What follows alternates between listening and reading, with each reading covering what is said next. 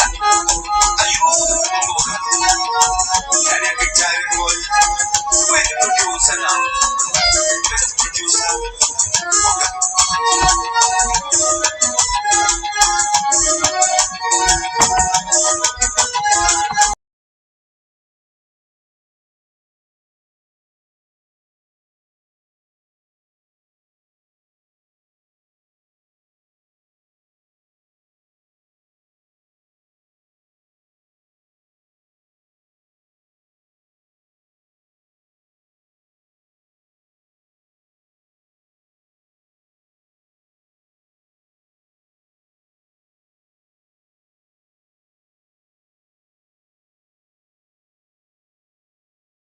All right, so we're here today. We're going to hear from our candidate that speaks to our issues, that represents us all over this nation. And we have brought some distinguished organizers and leadership around here and around him to let him know that he has our support, and we need his support in this hour. Okay, so once again, we have with presidential candidate, Dr. West, we have the Honorable Silas Muhammad, the leader of the Afrodescendant Nation and a longtime pioneer for the teachings and the legacy of the Honorable Elijah Muhammad, a living legend in our midst, the Honorable Silas Muhammad. Let's give our dear apostles, give the dear apostle a round of applause. We have the former national leader of NCOBRA. He's the current leader of Reparations United. He's fighting fiercely all over America, and he's fighting in the United Nations in Geneva, Switzerland. He's in Africa. He is one of the strongest activists of our time, and he's certainly one of the leading reparations organizers in America. And I speak of our brother Cam Howard, the leader of Reparations United. Take us, there he is, brother Cam Howard. We have here to my right, we have the leader of the National Reparations League.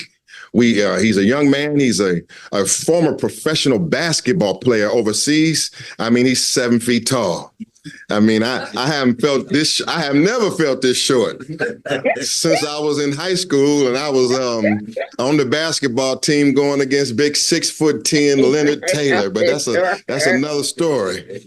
But I'm happy to see a man that represents the dedication of athletes to our struggle and is setting an example of what athletes could be and should be doing in our struggle. And he has critical information. He has a reparations report card that he's going to share with us briefly, and we can get back into it. He and I have just returned from walking the halls of Congress, the Rayburn building, the Longworth building, the Russell office building where the congressmen and senators are. And he will tell you himself what we just experienced while walking these halls of Congress, because we have been engaged in lobbying for reparations, lobbying. And it was critical today as we went to Congresswoman Sheila Jackson Lee's office. We went to Congressman Brian Donalds from Florida office. We went to Mitch McConnell's office. Wouldn't you like to have been a fly on the wall to see big, well-dressed Rashad Singleton at 7 feet tall speaking to Mitch McConnell's staff, and how shocked they were to see these strong brothers in there handling our business on Capitol Hill. We'll get to that in a moment. We have the attorney who will be speaking, our attorney who will speak to us on behalf of the Afrodescendant Nation. Her name is Attorney Harriet Abubakar, the Queen Mother of the Afrodescendant Nation and the wife of the Honorable Silas Muhammad, and a longtime human rights pioneer in her own right. Let's give her a round of applause. From the very family of the Honorable Elijah Muhammad, Give her a round of applause. And we have a young sister attorney here also who will have some brief remarks in the opening parts. Attorney Reese Everson from the National Reparations League. Let's give her a round of applause. All right, and so the purpose of our forum here is for Dr. Cornell West, our presidential candidate, to give a national policy statement. He's going to give a national policy statement on his campaign and what it means on these critical issues that we're about to discuss today. We've heard and seen Dr. Cornell West on CNN, is that right? Yes. And we've heard of his campaign. Mr. Hassan, I need you double time here, sir, right here. We've heard and seen him around the country, is that right? And we've heard bits and pieces of him, right? But it's time now that this candidate, and I want to say our candidate, I will say my candidate, and I'll tell you that and why in a moment, but we want to hear his official positions on critical issues that are on the table in this hour, critical issues. And those critical issues are United States foreign policy, United States foreign policy, United States foreign policy on the war against Gaza, what they call in the war in Gaza. We want to know specifically, what does presidential candidate Cornell West, what is his stance on U.S. foreign policy in Gaza? What is his stance on the uprising? Now, y'all gonna get still in here one last time. We want reparations, is that right? What do we want? And when do we want it? What do we want? And when do we want it? Our candidate today is going to speak to us clearly on United States foreign policy.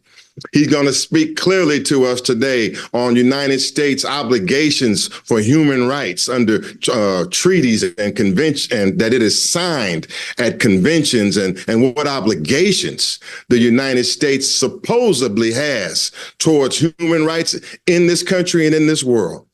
We're going to hear today Cornell West's position on the student uprising. We want to know, what is his position on the uprising? We want to know this. Is Mr. Abdullah ready? Yes or no, fast. Yes or no? She's not ready to speak, but she is in the chat. She's in the room. Okay, fine. As long as she's in the room and we're ready. Okay. Okay, let's cue her up. When she's queued up, raise your hand, because we'll stop the program and go right to her. Here she is. Okay, so sisters and brothers, what I'm going to do right now is make way for the vice presidential candidate of Dr. Cornell West. And we want to pay careful attention to this woman and this Black woman here right now. Her name is Professor Melina Abdullah. Professor Melina Abdullah is the national leader of Black Lives Matter, the grassroots operation with chapters all over this country. She is perhaps the perennial and the leading activist against police brutality and the Black Lives Matter movement anywhere in the country. Make no mistake about it, that she is the only Muslim vice presidential candidate, or the only Muslim ever to appear on a presidential ticket in the history of the United States of America. And Dr. Cornell West picked her as his vice presidential candidate.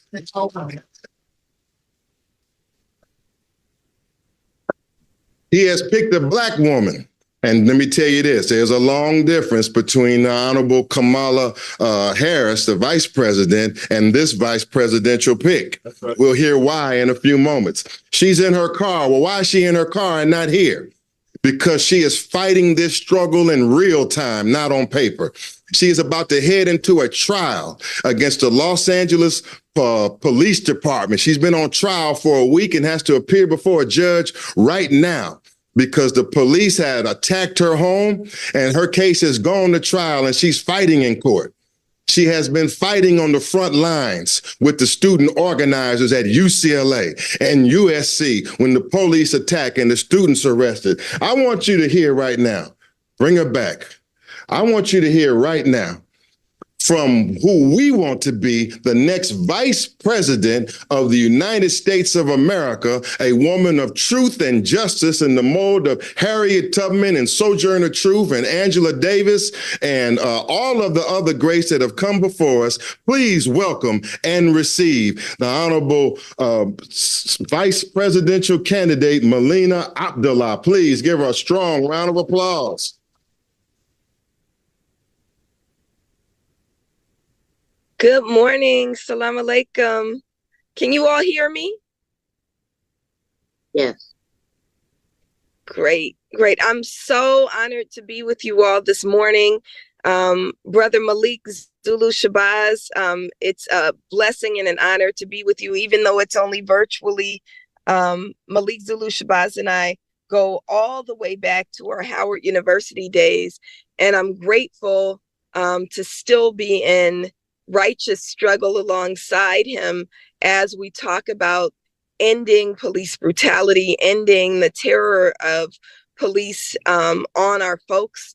Most recently, Black Lives Matter Grassroots was honored to work alongside and continues to work alongside Attorney Shabazz around holding police in Mississippi accountable with the prosecution of those goon squad members, those white police officers who've been terrorizing Black community in Mississippi for generations. And we won a historic victory getting them convicted. And now we're working on ousting the sheriff there and doing additional work in Mississippi with Black Lives Matter Grassroots Mississippi.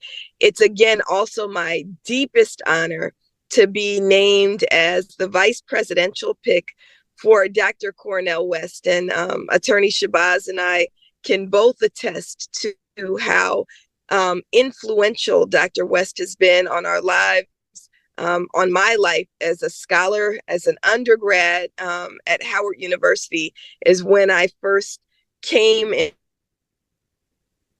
contact with Dr. West, was deeply inspired by his work.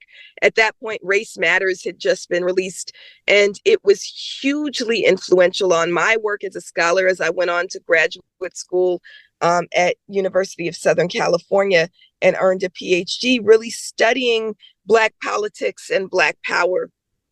I wish I were there with you in person, but as Attorney Shabazz shared, I'm sitting in my car outside the courthouse in Los Angeles.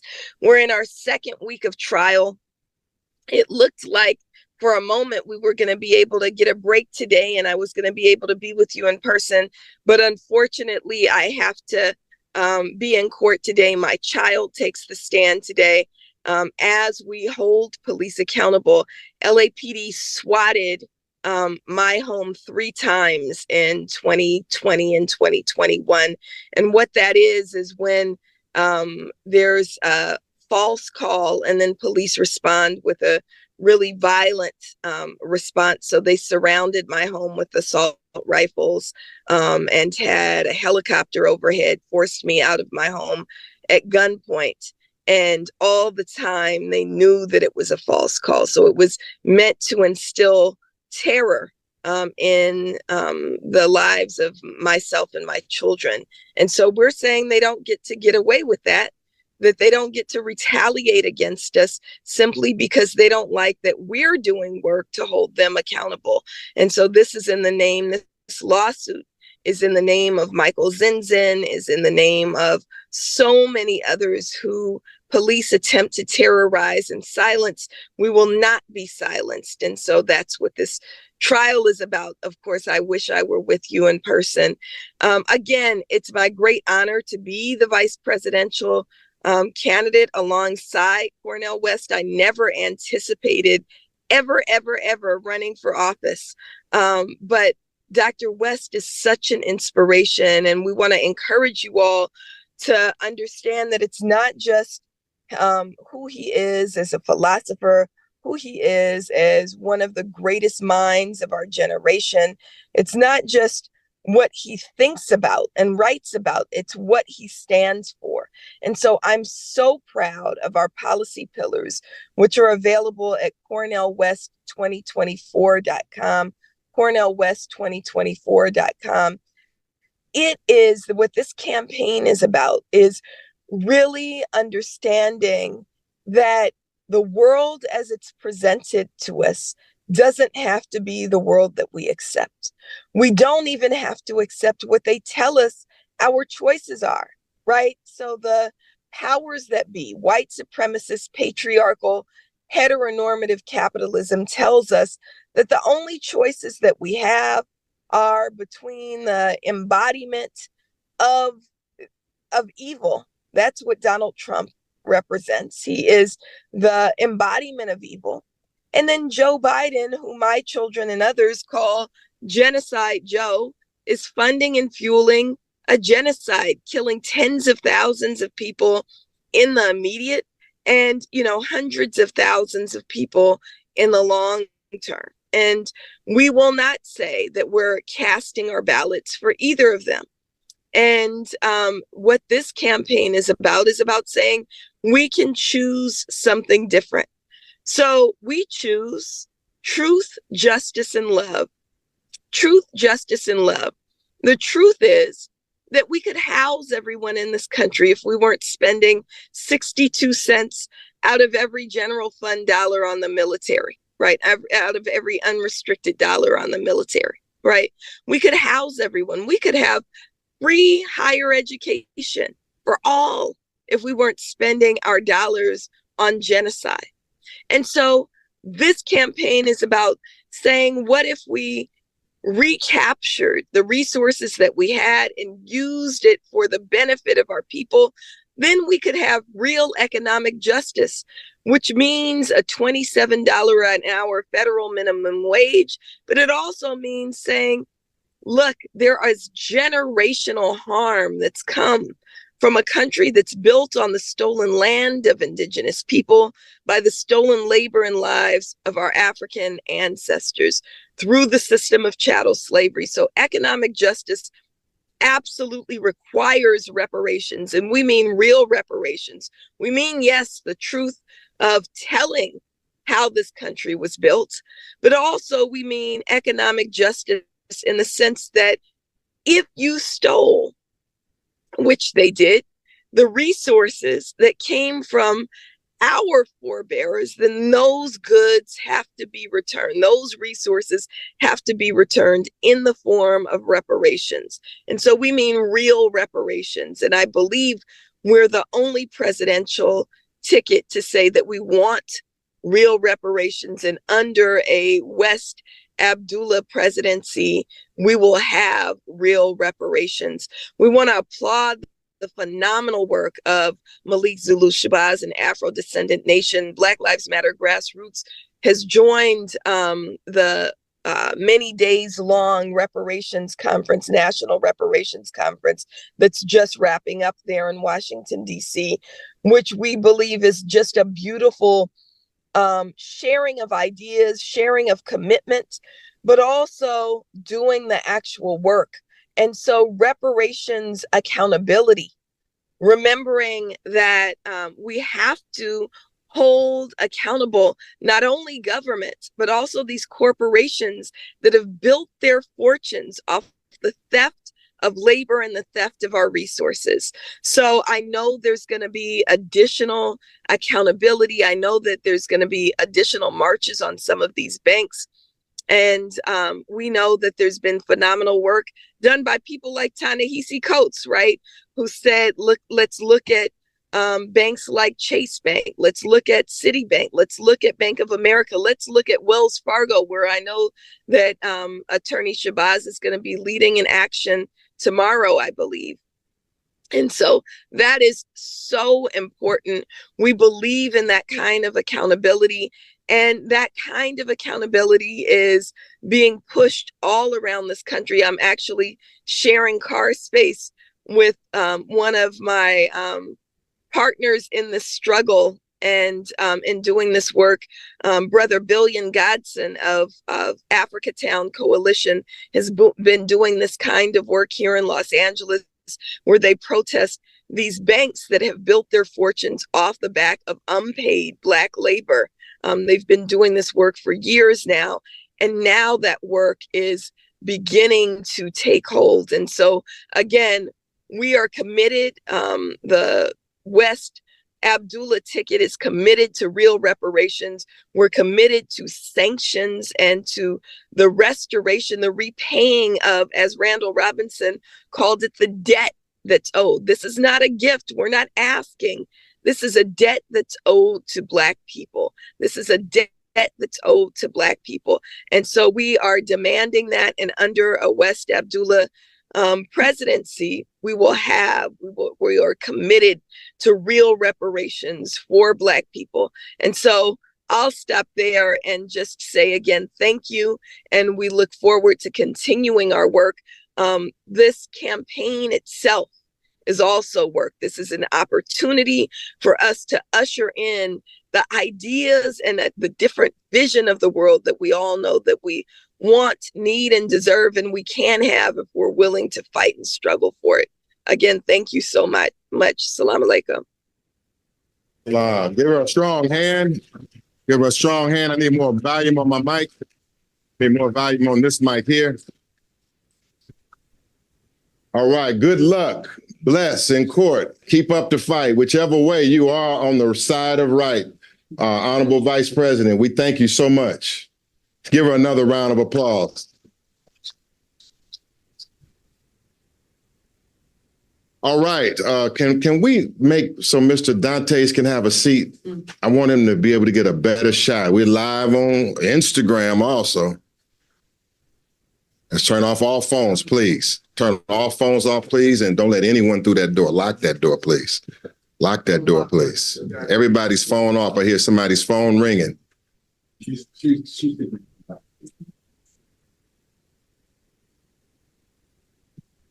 All right, we packed in here. Give yourself a round of applause. Once again, we're here for a national policy speech from presidential candidate Cornell West, who is a lifetime struggler and legend in our community. We have a few pre-statements, brief statements from other leaders here. Then we're going to bring Dr. West on, and then we'll engage in a dialogue afterwards. But we are here to hear the man that is carrying our cause in this hour, carrying my cause and your cause in this hour. So what I'm going to do right now is to bring on a man from the Earn the Black Vote campaign. All right. He says, earn the Black vote. And we have a lot of questions about whether our vote is being taken for granted. We have a lot of questions about whether the Black vote is being used and abused by both political parties. There's a lot of questions about Dr. West. Is he going to take votes from the Democratic Party or the Republican Party, or why is he in the race? I got my strong opinions on these subject matters, but I've chosen to reserve all of my strong opinions on these subject matters, and I'm going to defer to my guest and to my candidate in this hour because I know that he's going to speak for me. And so therefore, I want to bring to you from Reparations United, Mr. Cam Howard, who will briefly explain the Earn the Black Vote campaign and his striving for a federal reparations commission that he's striving to get from President Joe Biden. Let's bring Mr. Cam Howard on. Thank you, Brother Minister, Brother Malik. Thank you, Dr. West, for your candidacy, and thank you, Dr. Melina. I am Cam Howard with Reparations United. Reparations United is the leading organization of a national collaborative, the Earn the Black Vote National Collaborative. Our primary goal is to extract a reparations commission by executive order from the president before the election. Last year, the company Resonate identified 2.9 million Black voters who voted for President Biden in 2020, say that they disapprove of him going into this next election. 2.9 million Black voters. That's 20% of the Black voters who voted in the election say they disapprove of President Biden. That number may have increased as a result of the Black voters' perception of Biden's handling of the Israeli-Palestine war, or it may have slightly decreased as Biden has taken it upon himself to specifically target the Black community at this particular time. But what we do know is that those who disapprove of him are saying they may not vote at all in November. Some are saying they may vote third party. Some are saying they may vote even for Trump. Those who are looking at a possible third party are overwhelmingly saying they're looking at Dr. West. That's right. And Dr. Melina. Those disapproving Black voters are saying that the Black vote, in fact, must be earned. They're tired of being taken for granted. Our votes being taken for granted. They're tired of being forced to, as Dr. Melina said, choose between the lesser of two evils.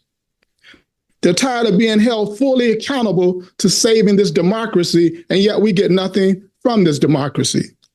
So in fact, they're saying in November, and they're saying it right now, that the Black vote has to be earned. That's right. Reparations for centuries of crimes against humanity have shown itself to be the leading issue for Black Americans at this time. Student loan debt, voting rights, criminal justice reforms, all are contained within this demand for reparations. Black voters and activists have shown that there is demonstrated political will in America for reparations at this time.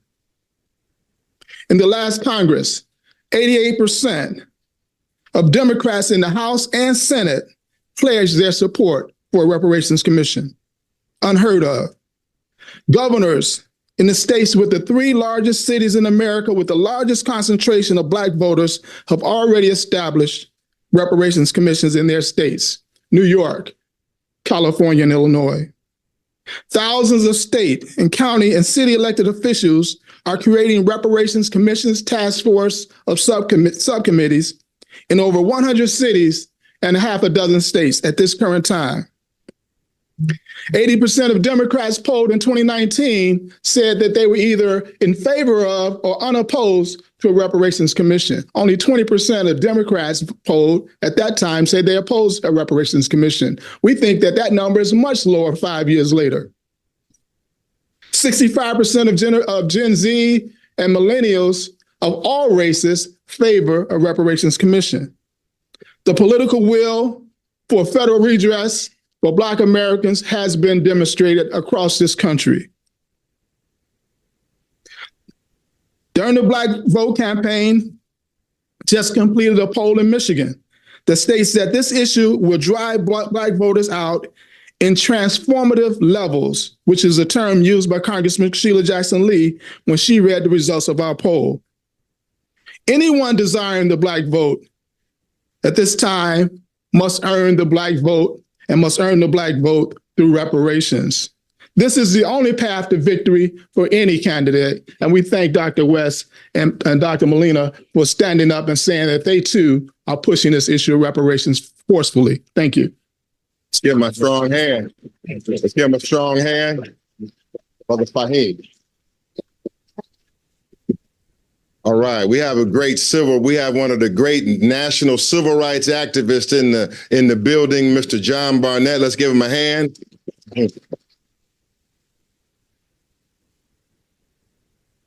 All right.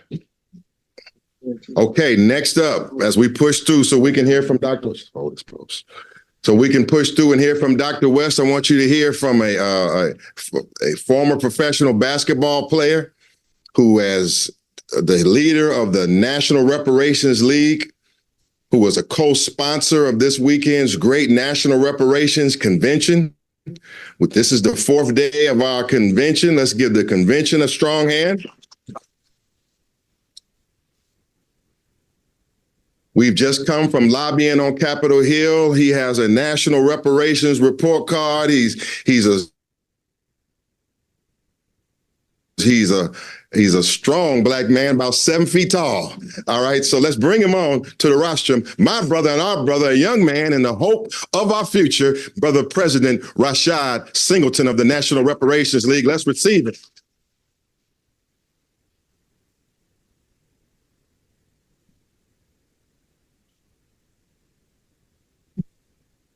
Greetings, everyone. Greetings. First, giving honor to the Most High and Yeshaya, who is the head of my life. Giving honor to the Honorable Silas Muhammad. It's a blessing to be in your presence and your beautiful wife as well. Giving honor to the legendary Dr. West. I can't even believe I'm in the room right now. Can we please give a hand for Dr. Cornell West? Brothers and sisters, as you just heard, me and Brother Shabazz have just walked the halls of Congress. Throughout the whole building, we saw posters saying, "I stand with Israel. I stand with Israel. I stand with Israel." We didn't see one poster that said, "I stand for reparations." But the people stand for reparations. That's right. So we're here to say, we're no longer satisfied with the crumbs that this government has given us. We want the whole cake. You're not going to satisfy us with just holidays. You're not going to satisfy us with these tokens. Definitely not going to satisfy us with empty apologies. We want the same thing that this government gave Japanese Americans, reparations. Same thing they gave Native Americans, reparations. Same thing they gave slave masters, reparations. They didn't give them voting rights as solutions. They didn't give them holidays. They gave them reparations.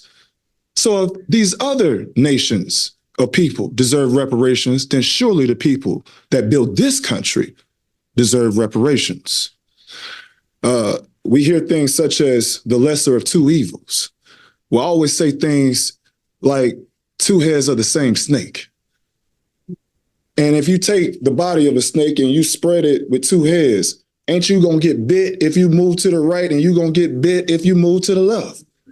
My people are tired of being bit. So if it takes a third party, then so be it. But one thing we will not be satisfied with is not having reparations. So we applaud Dr. Cornell West for taking a strong stance on reparations, for he is the only candidate right now that has done so. That's right. That's right. That's right. So we are grateful, brother, and as you continue to do this, we're going to hold these other politicians accountable. The National Reparations League has developed the Reparation Report Card. You can go to this at the nationalreparationsleague.com. We are grading politicians on their stance for reparations solely. We no longer care about you coming out and kissing black babies before your election time. We don't care about you coming to our black churches right before election time. We want reparations. We want reparations. We want reparations. And we're not just coming after the politicians. We will be coming after the businesses. Wells Fargo, Barclays Bank, the Catholic Church, University of Georgia, University of North Carolina, all institutions that have our ancestors' blood on their hands, we have found you guilty, and we will be boycotting you effective immediately. Thank you, Dr. Cornell West. Thank you, Honorable Silas Muhammad. This is great. Thank you. Thank you, everyone. Come on, let's give him a further round of applause. Hey.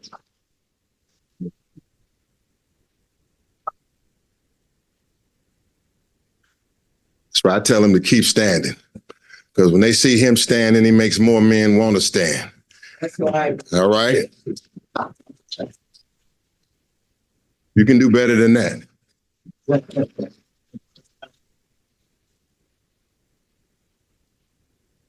All right, sisters and brothers, as we move this train down to hear from our keynote speaker today, and the keynote speaker to all of America, is being broadcast live right now over Dr. West's website, other websites, and national news media. And this speech, this broadcast will be studied today from the politicians and the scientists of America and this world about what is said today.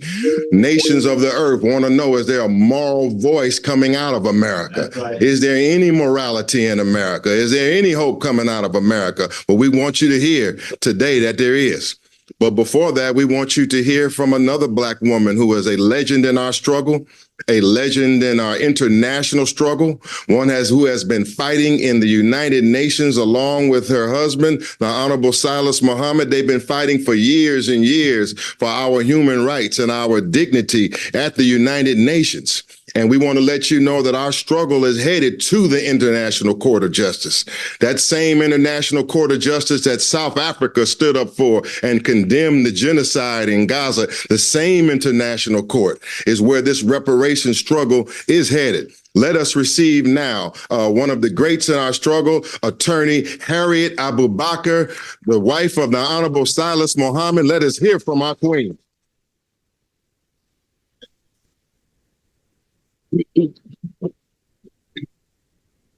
Greetings to all of our listening audience and to everyone present here today. I am representing my husband, the Honorable Silas Muhammad, but I'm also representing the Honorable Elijah Muhammad. And in that, in that, since I was a little teenager, he took me under his wing. I had lost my parents, and he helped finish raising me up. So all of my life, I have been in this fight, and I am in this fight for the right reason. Today, we are coming together, and we are honoring Cornell West for having the courage to step out there and face this mighty foe that we're all against. And he has what it takes to do it, and he's going to do it.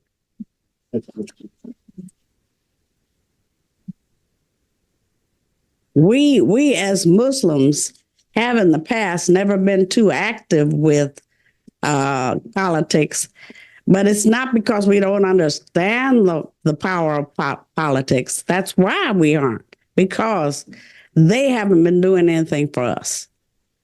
And they haven't been doing anything for Black people. So why waste a vote on white people that are pushing their own agenda and never considering us? So now times have been a changing. And we're not dealing with the same America that we were dealing with before. Now, you're going to have to represent us all. We understand that. But it's our turn now. You can feel it in there, can't you? Yes, ma'am. Yes, ma'am.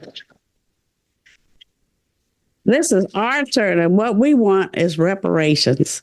And we have been more than patient in getting our reparations. So we have had books galore written on why we should be paid reparations. All of the legal and not legal reasons have been given to the world as to why we need our reparations paid. We've got to close that wealth gap. That's the main thing between us. And then go for self and do something that we as Black people want to do for Black people. And we can do that. We have the ability.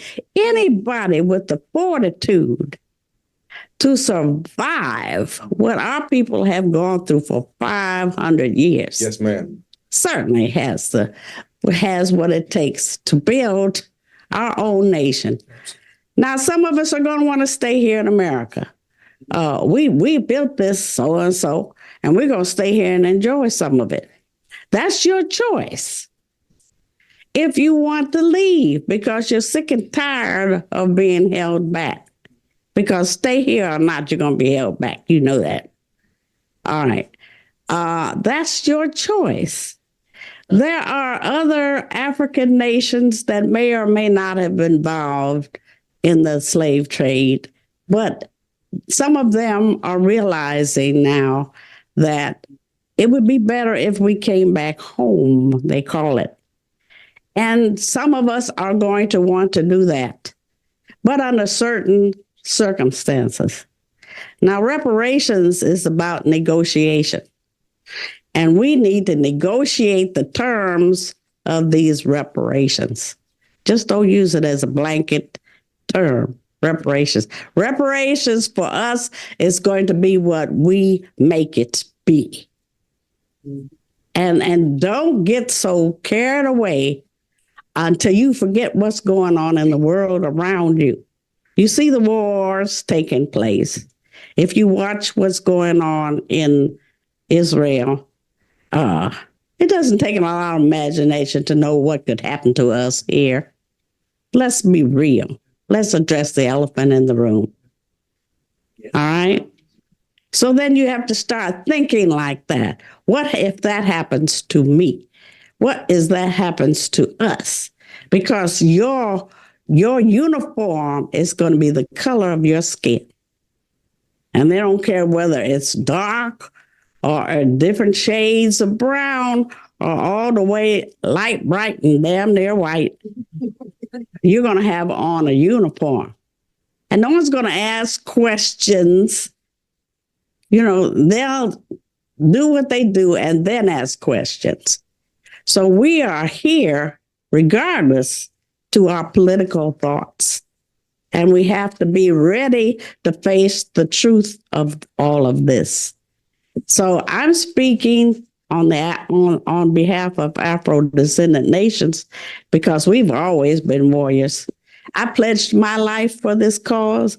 We all have pledged our life for this cause. Yes, ma'am. And whether you pledge it or not, you might have to give it up. So why not go all the way? Why not? Thank you.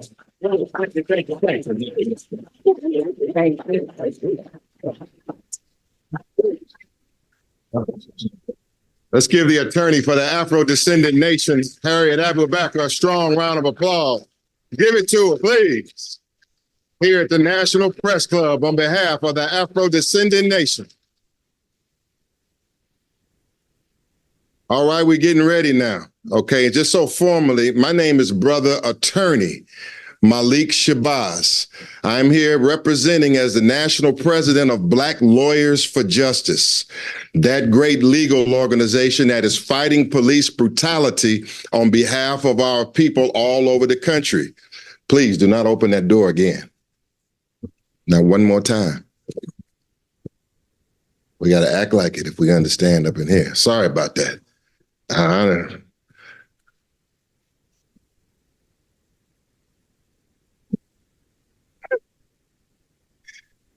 Once again,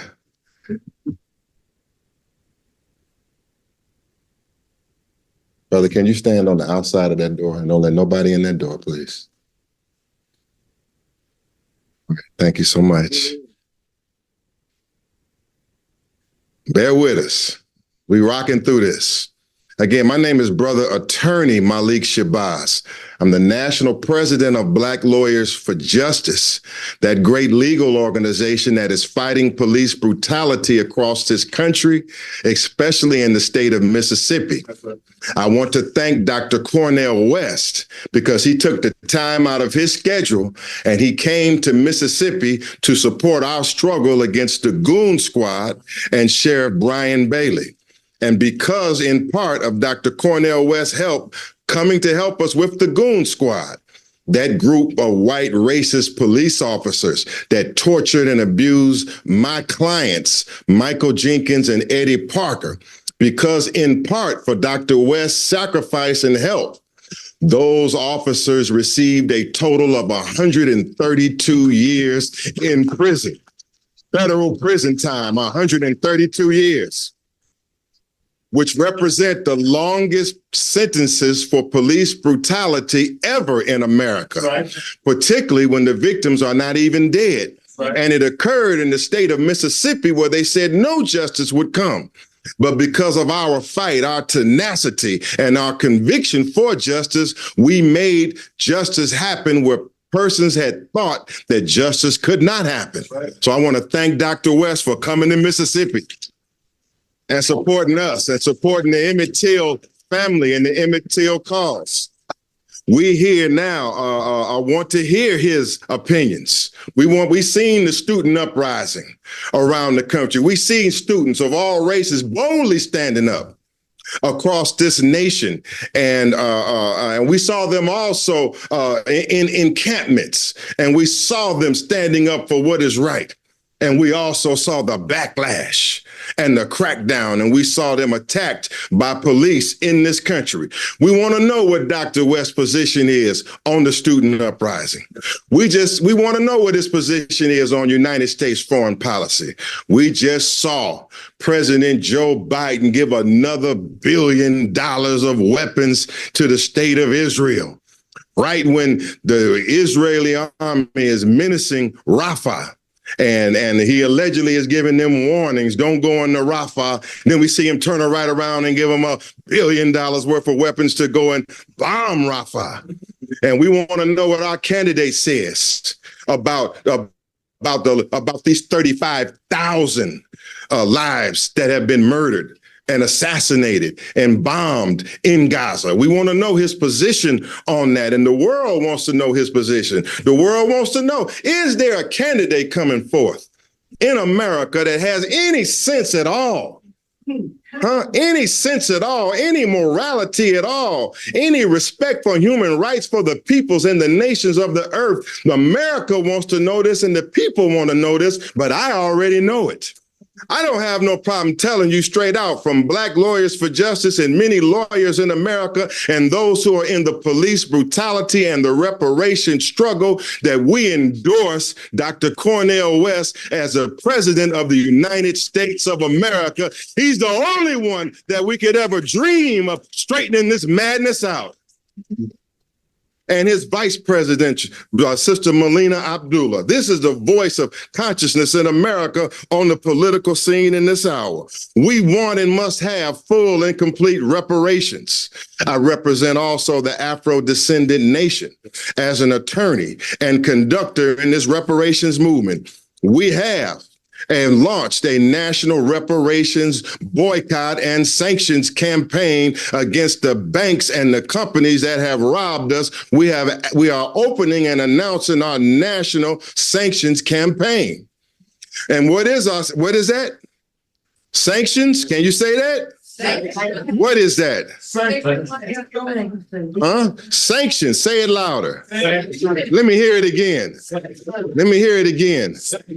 It was the Montgomery bus boycott in the 1950s by Sister Rosa Parks and Martin Luther King, where our people said that we're sick and tired of being sick and tired. So they pulled out of the Montgomery bus system and they began to form Black transportation companies, Black cab companies, and they dried up the Montgomery bus system there in Alabama, and that sparked what is called the civil rights movement, or the struggle in the 1950s that led us into the 1960s.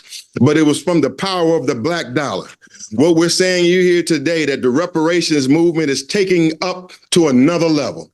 We are no longer talking about it. We're no longer saying what we will do about it. We are taking actions, and we're taking action against companies that are proven to have their roots and their ties into slavery. We're talking about Wells Fargo.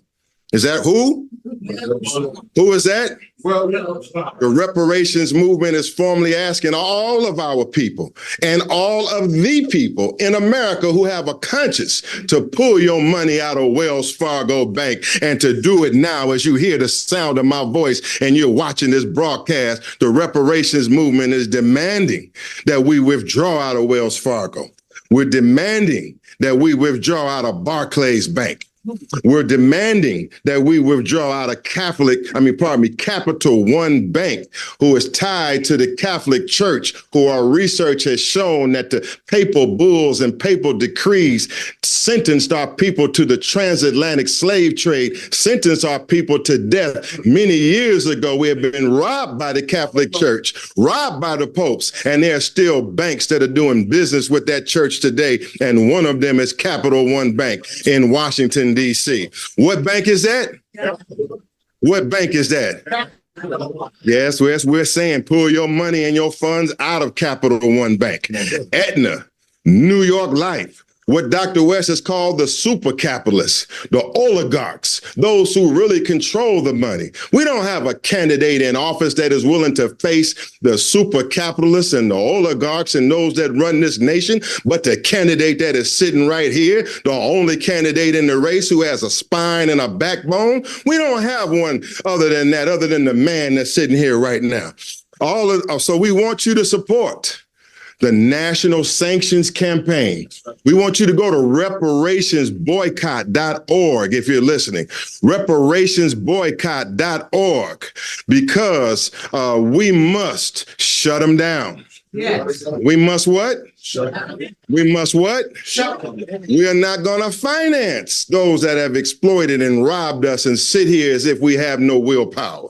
We are not going to sit here and constantly back any political party that treats us like, pardon my language, prostitutes in the middle of the night.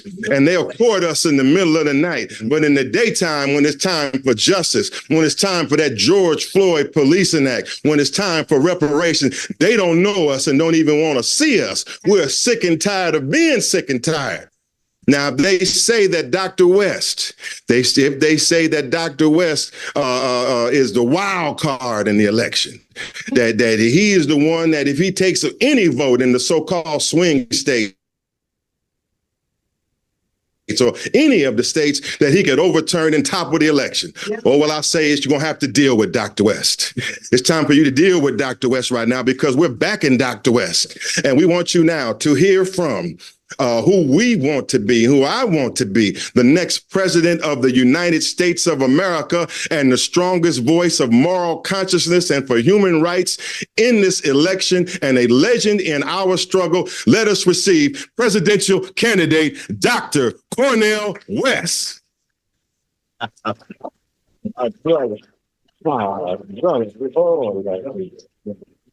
on, give it to him.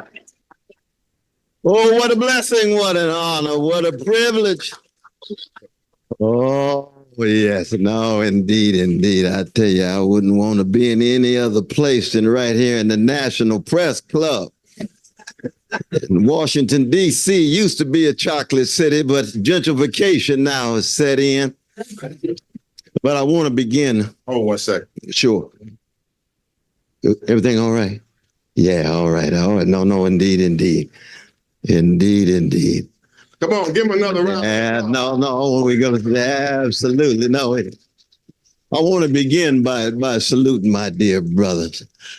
Oh, I'm telling you, Malik Shabazz, I met almost 30 years ago, and he was on fire. It was at the State of the Black Union with Brother Tavis Smiley. You all remember those meetings we used to have? In fact, we're having another one right before Juneteenth, starting all over again this summer. But when I met my dear brother Malik Shabazz, he was on fire. And after all of these years, the same fire is at work in his heart and his mind and his soul. And that fire has everything to do with what my campaign is about, which is rooted in a deep love of the people. And when you love the people, you tell the truth. You're willing to serve. You're willing to sacrifice. You're willing to take a risk. You're willing to cut against the grain.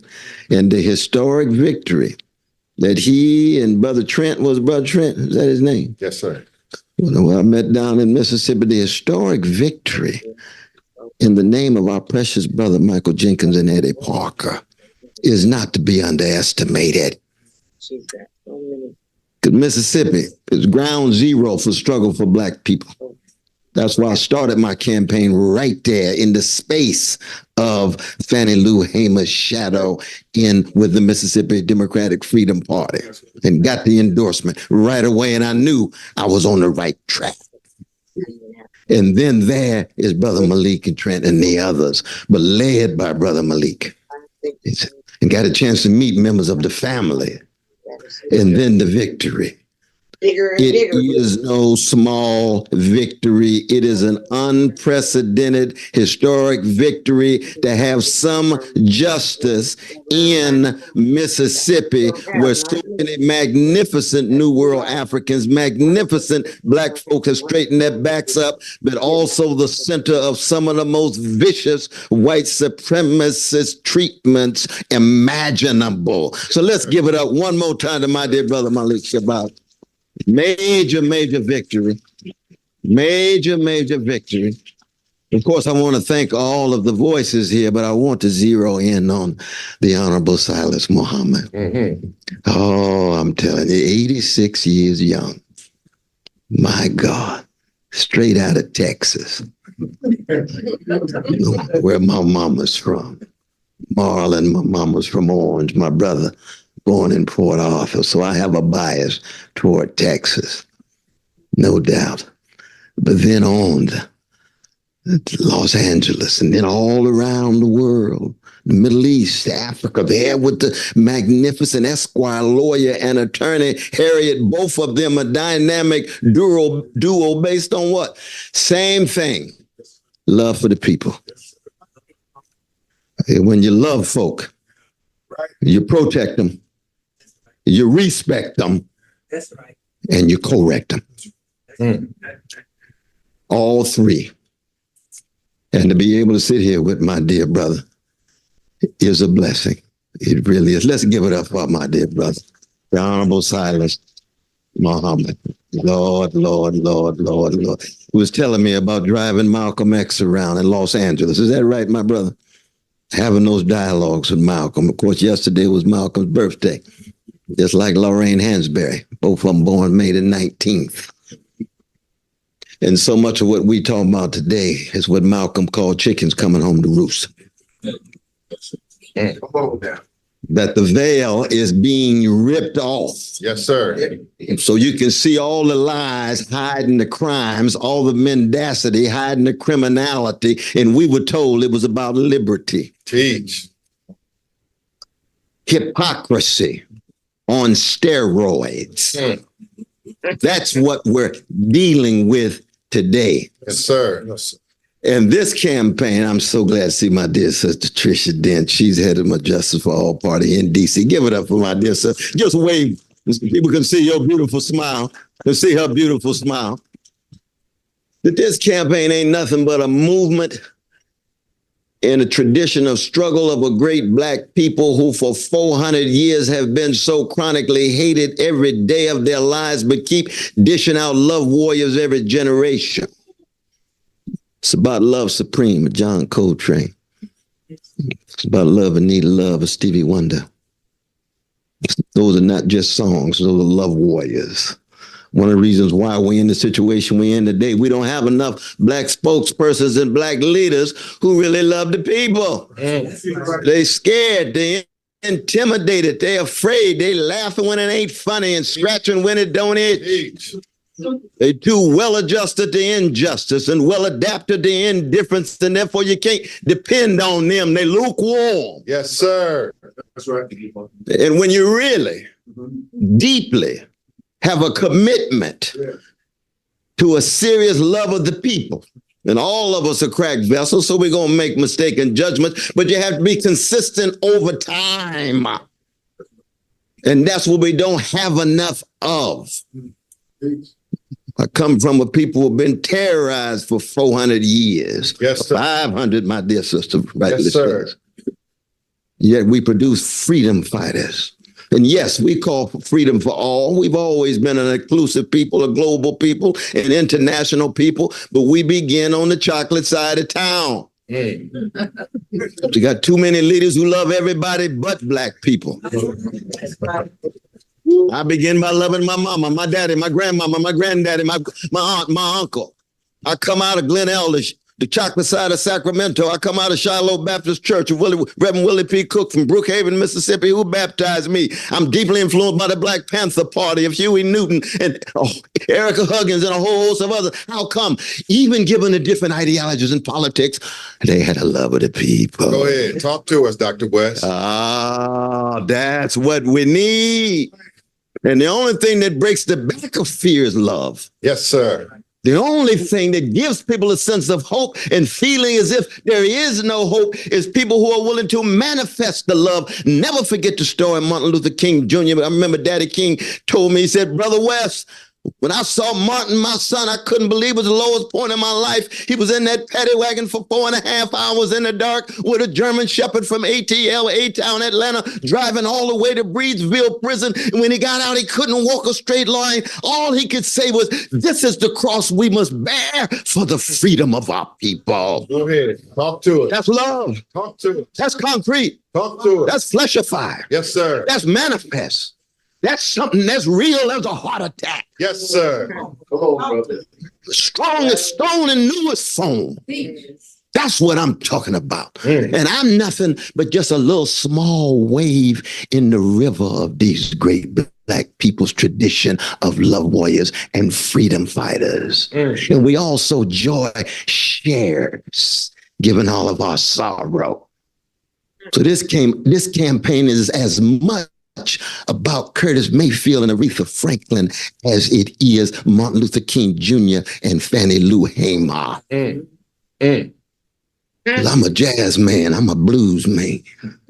I'm a rhythm and blues man. And when I'm down and out, if I can't put on some Luther Vandross and put on just a little James Brown, and I ain't even got to James Cleveland yet. Warming up. We're talking about the tradition of a people. Yes, sir. Yes. And it's a tradition of a people in the midst of an American empire that is experiencing overwhelming spiritual decay and moral decadence. And that's not new. It has been wrestling with spiritual decay and moral decadence for indigenous peoples and Black peoples and poor peoples and working peoples for hundreds of years. But now the chicken's coming home to roost. Come on. Come on. This is a unique historical moment. Yes, sir. A distinctive, unprecedented political, cultural, and spiritual moment. That's right. Come on. But one of the things we got to do always and already is get our souls intact. We're talking before, my brother Silas, about the spiritual grounds. If you're not ready spiritually to tell the truth, and seek justice with style and a smile. Just like B.B. King playing Lucille saying, nobody loves me but my mama, and she might be jiving too. Yes, we are blues people. Go ahead. Mary Barack understands that. And what does it mean to be a blues people when you're in intellectual politics? It means first, as Coltrane starts off Love Supreme, that first section is acknowledgement. You got to acknowledge the lies, acknowledge the suffering, acknowledge the misery, acknowledge the overwhelming pain and hurt and scars and bruises of folk. If you don't start there, you're already twisted. We haven't had the kind of spokesmanship and leadership on a collective level to tell the truth of the catastrophe. We got folk talking about problems. There ain't never been no Negro problem in America. There's been catastrophes visited upon Black people and African people. And once you reduce the catastrophic to the problematic, you've already deodorized the situation. And we are funk people. I don't spend time with Bootsy for nothing. I don't love George Clinton for nothing. I don't listen to Sun Ra for nothing. They say we're going to keep it real and raw and funky. We don't want sanitized, sterilized, deodorized discourses. We got to tell the truth, and the truth is always beneath the deodorized level. Most of these politicians, no matter what color they are, they're just deodorized. Just little puppets, nothing but just echoes of a silo. Thank God that the Johnson people, when they came up with the anthem for Black people, came up with lift every voice, not lift every echo. Right. And if all you're going to be is just an echo of a silo, then tell the people the truth and say you're just concerned about your career. You've given up on your calling. You've given up on telling the truth. You've given up on the funk, and don't fake the funk. And you say, well, Brother West, what's this got to do with a campaign announcement? I'm just setting the stage. You got to understand what the context is. Warm us up, Doc. Warm us up. Because I'm coming into electoral politics as somebody whose major qualification is somebody who's been running for justice for 50 years. Somebody who's been trying to tell the truth for 50 years. Somebody seeking justice for 50 years. That's right. And I also been running for Jesus. I want to be honest of where I'm coming from. I love my Muslim brothers and sisters. I don't exist without Malcolm X. I don't exist without Muhammad Ali. This brother here, Honorable Silas Muhammad, the Honorable Louis Farrakhan, a whole host of others, whatever disagreements I have, my love for them is deeper. All praise to the Duke. Praise God. Way to break that down. I'm honest about that. But I'm a Jesus-loving free black man. We are too. And that's what gives me my strength. So I don't have to worry about somehow thinking that I don't have the fortitude, I don't have a thick enough armor in order to meet this battle, in order to work through all of these lies and crimes, and to make sure these folk not going to try to render me so afraid and scared that somehow I give up or cave in or sell out. No. No. I'll be a dead man. I'd rather be a corpse than a coward.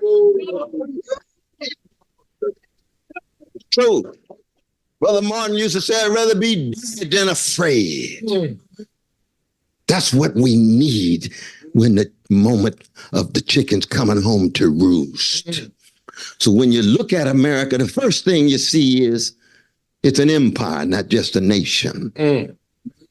There's been 70 empires since the beginnings of the species coming out of Africa. America's number 68. Every empire comes and goes. Every empire has a history. It emerges, sustained, begins to go down, and usually it's military overreach. Usually it's the corruption of their elites and their politicians.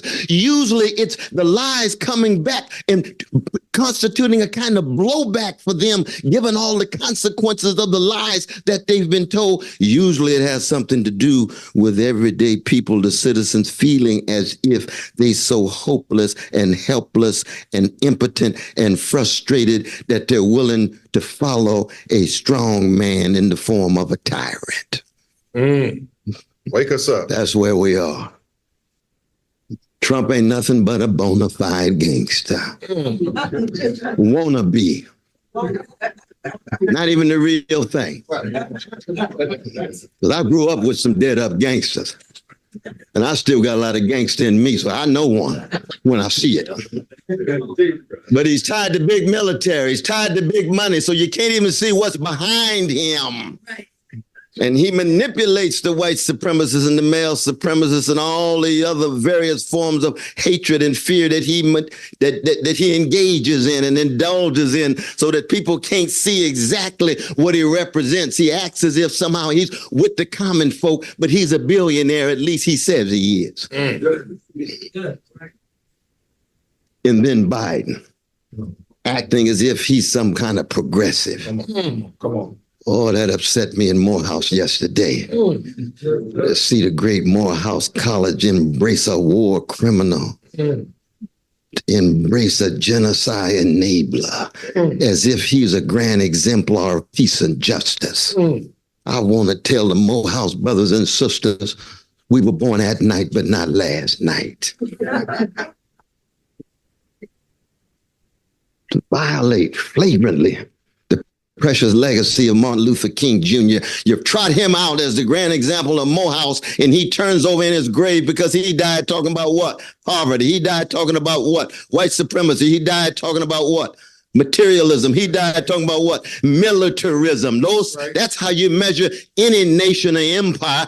How you're treating poor folk. Look at the prisons, look at the hoods, look at the barrios, and see how the people are doing. Then you look in the souls of the children and see what they focus on. What's their major attention? Is it the deodorized superficial things of status and spectacle and image, or is it trying to wrestle with integrity, honesty, decency, being part of a community and willingness to take a risk for that community? That's Martin King. Wake us up. People say, oh, Brother West, you're always so hard on black folk. No, not at all. Not at all. Not at all. I'm critical of anybody, but I'm especially critical of black folk because I try to love them so. I'm concerned about them. I'm concerned about the future. I'm concerned about the young folk not having access to the best of our history.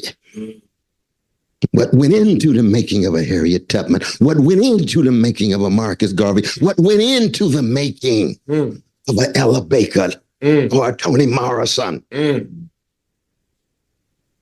That's the challenge. And the only way young folk will be able to make a connection is be able to see it clearly.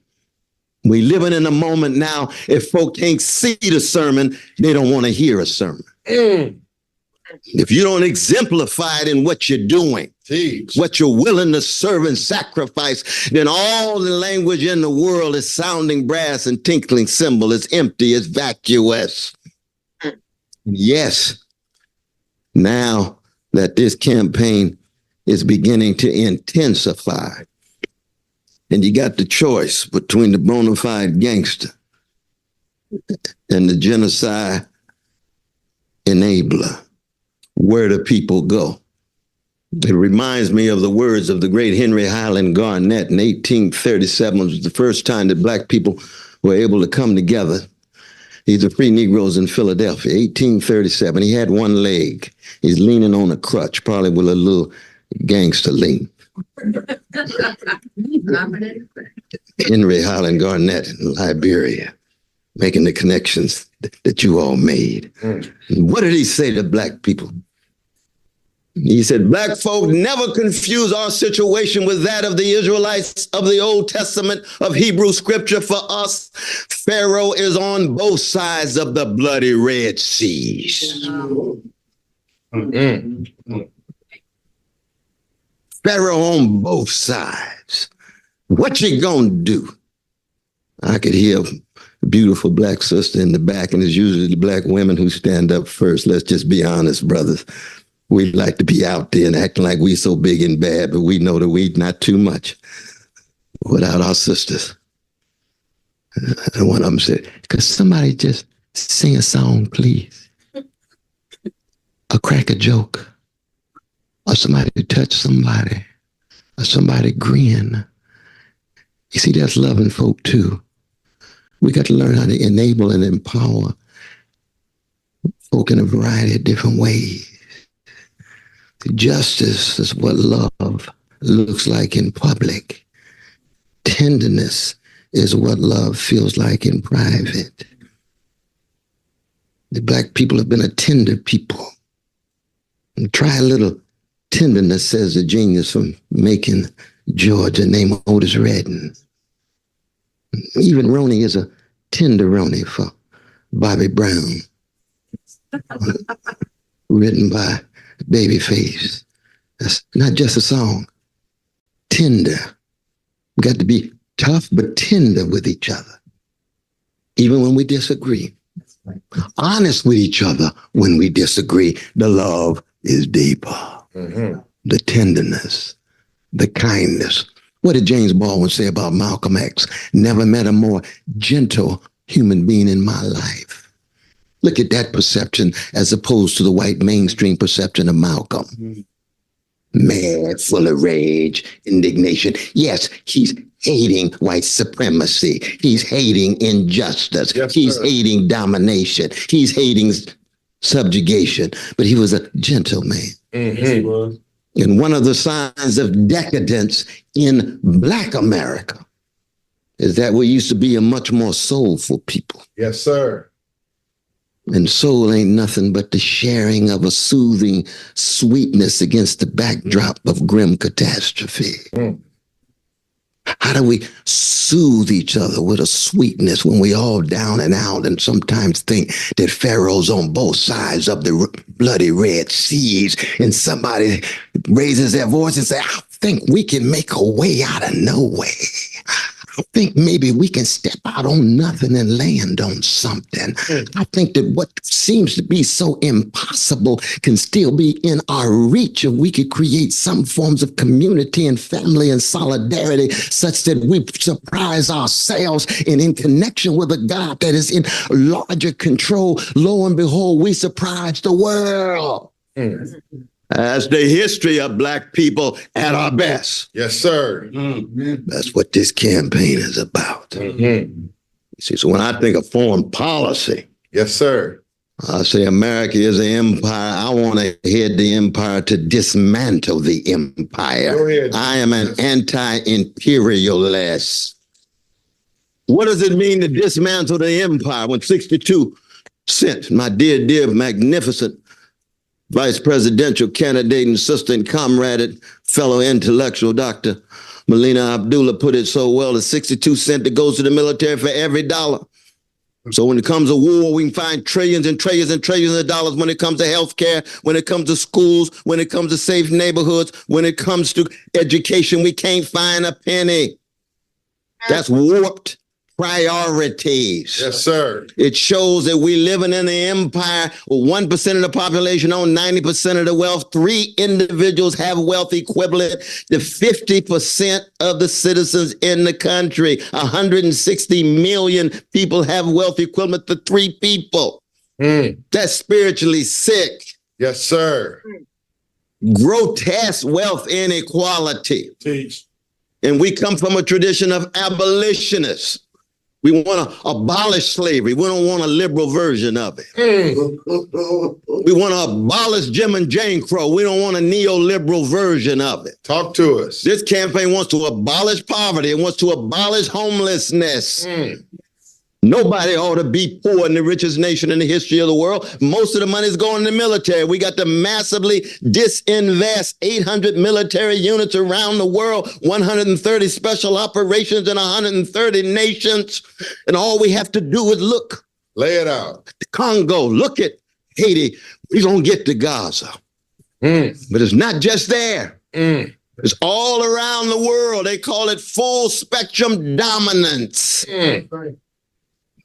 Broader than Rome, more extensive than the British Empire. Yes, That's sir. what the American empire brags on, even as it is imploding this very moment. They call it polarization, and I call it gangsterization.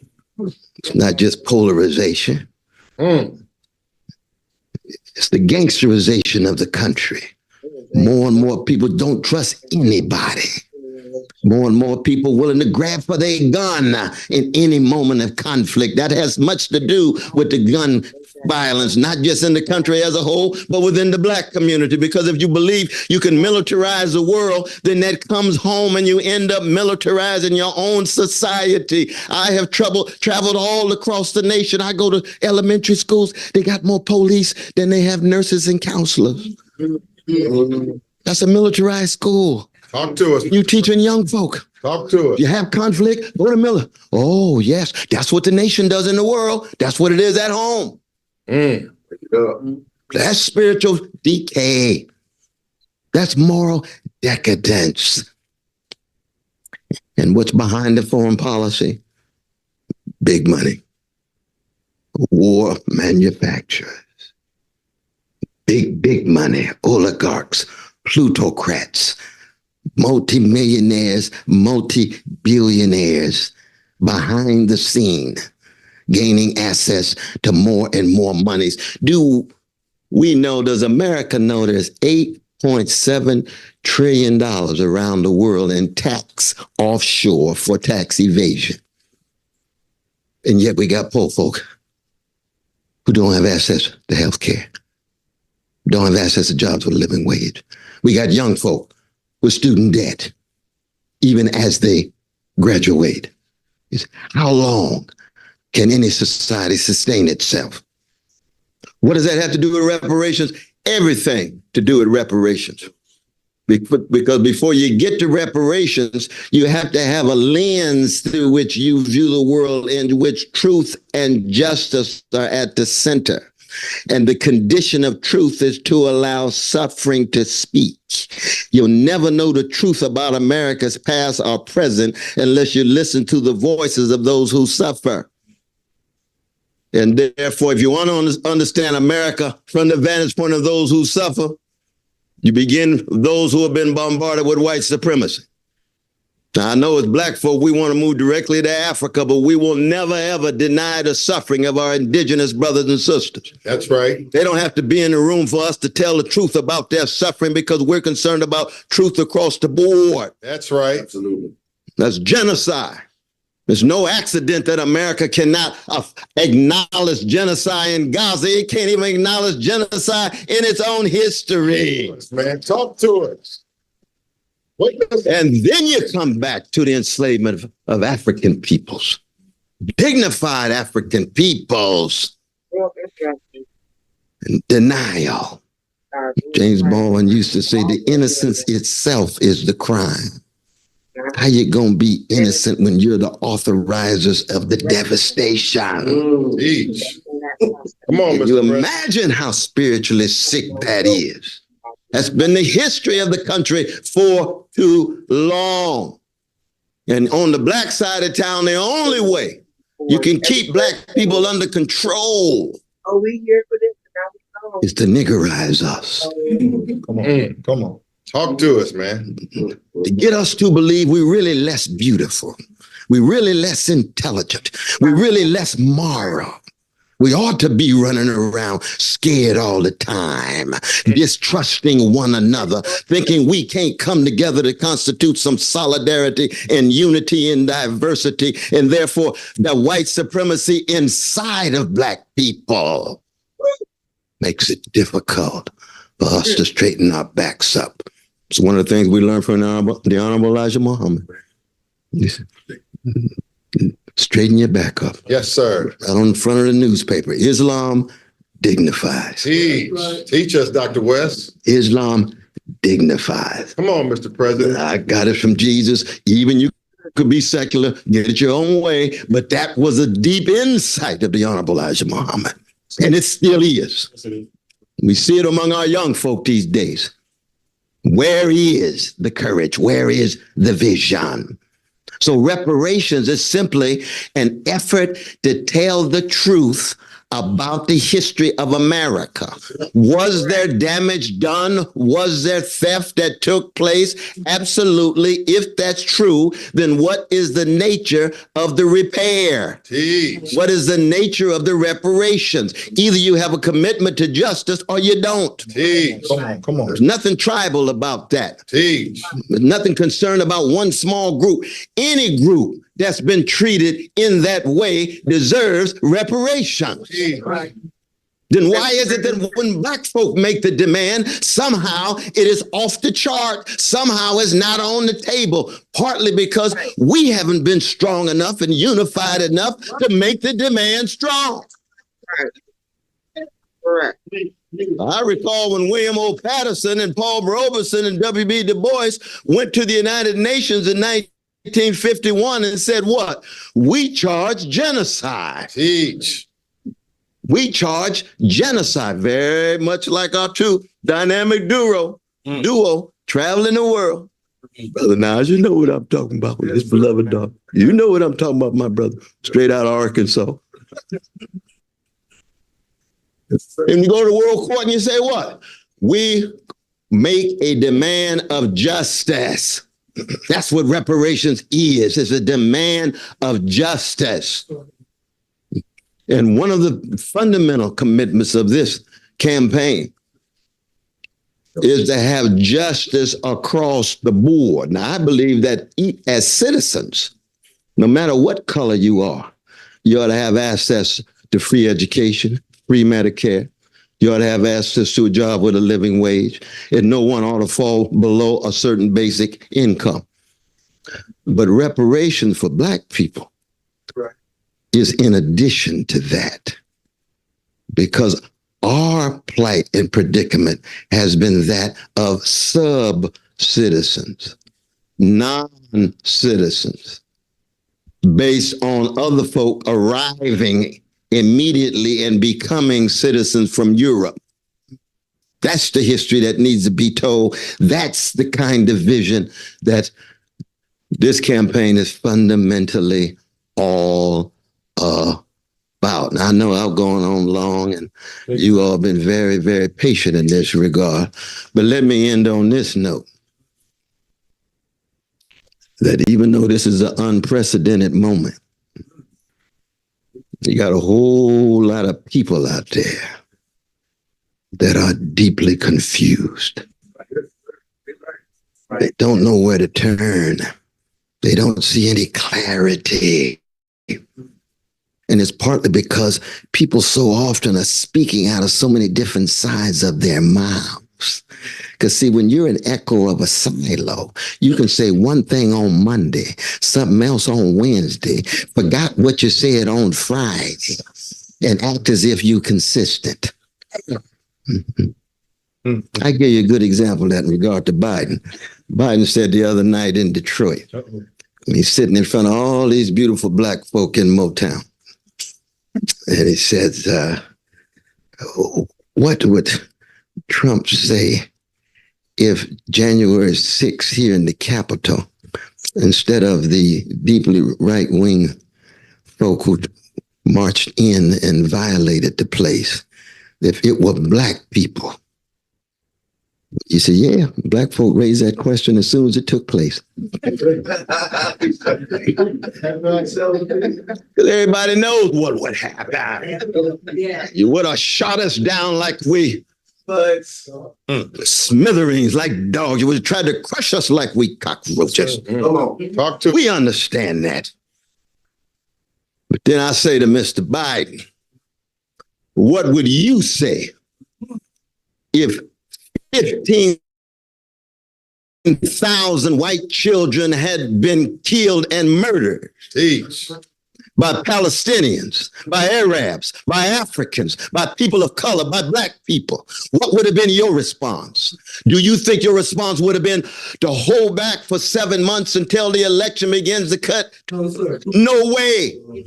White supremacy operating in Gaza, operating in U.S. foreign policy right there in the Middle East, right there on the West Bank.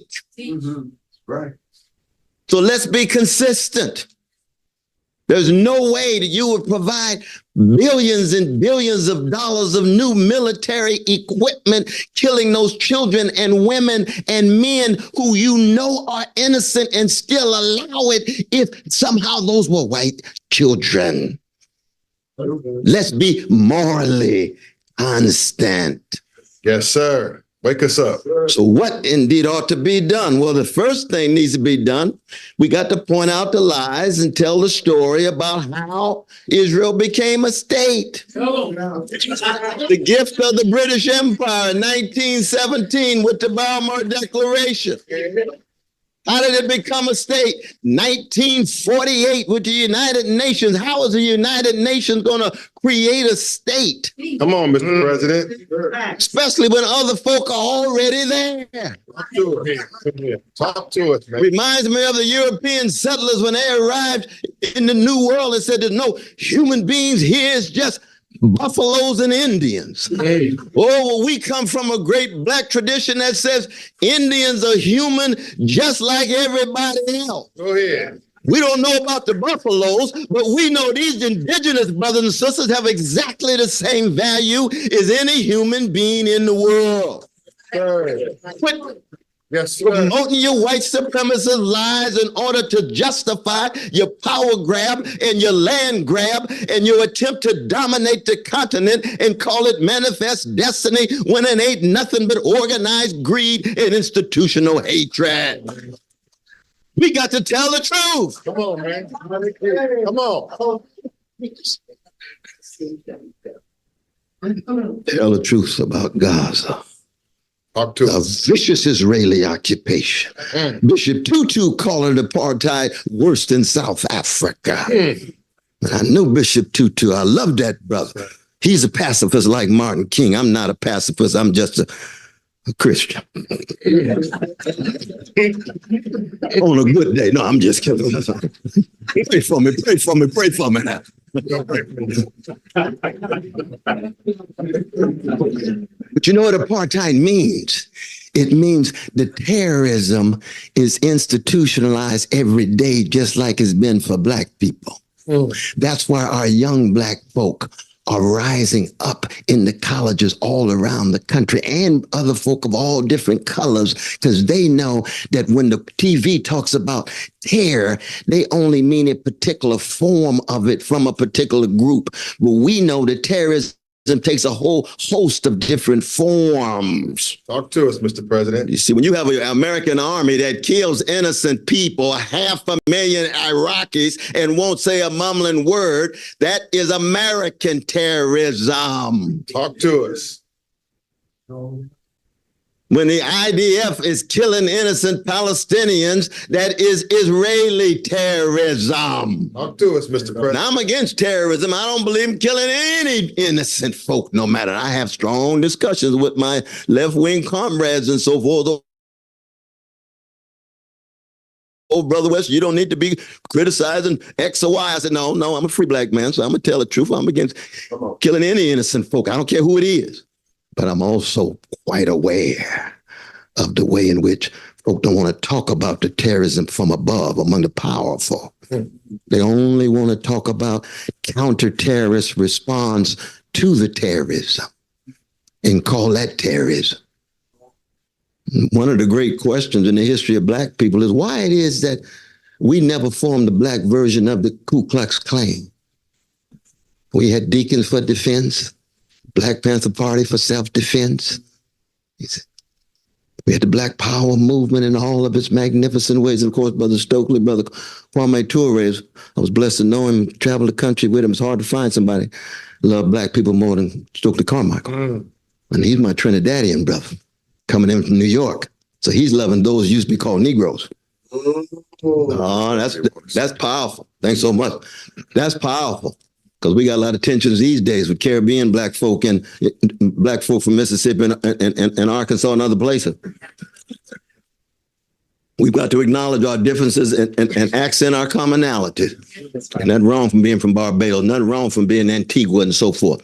But coming from Mississippi, yeah, you're going to have a different kind of formation, but you're still subject to the same white supremacist abuse, same white supremacist attack, same white supremacist assault. And we had to be able to work together in light of our different cultural and spiritual formations. That's all right. Same is true with our magnificent folk from Africa. And in the end, we're looking for solidarity with oppressed people around the world, no matter what color. Yes, sir. What this campaign is about is first and foremost a moment of the global awakening of the chickens coming home to roost for the American empire that's been so tied to organized greed, institutionalized hatred, and routinized indifference to those who are vulnerable, poor and working people.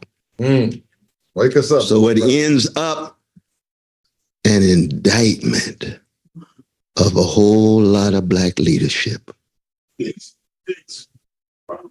I want to be very clear about this. It's not out of hatred, but it's out of love, but it's a love for the people. Yes, sir. See, my brother Al Sharpton gave that funeral, the eulogy for Brother Tyree in Memphis. And I love Brother Sharpton. I go back 40 years. I've known him. We worked together. I was there when he got out of jail with his blessed wife, Kathleen. But when he said, I want to tell the world about what Martin Luther King Jr. saw when he went up on the mountaintop. We said, Brother Sharpton, what did he see? What did he see, brother? Tell us. He said he saw Barack Obama and Kamala Harris. I said, that ain't what he saw, brother. That ain't what he saw. What did he see? I don't know what he saw, but he didn't see that.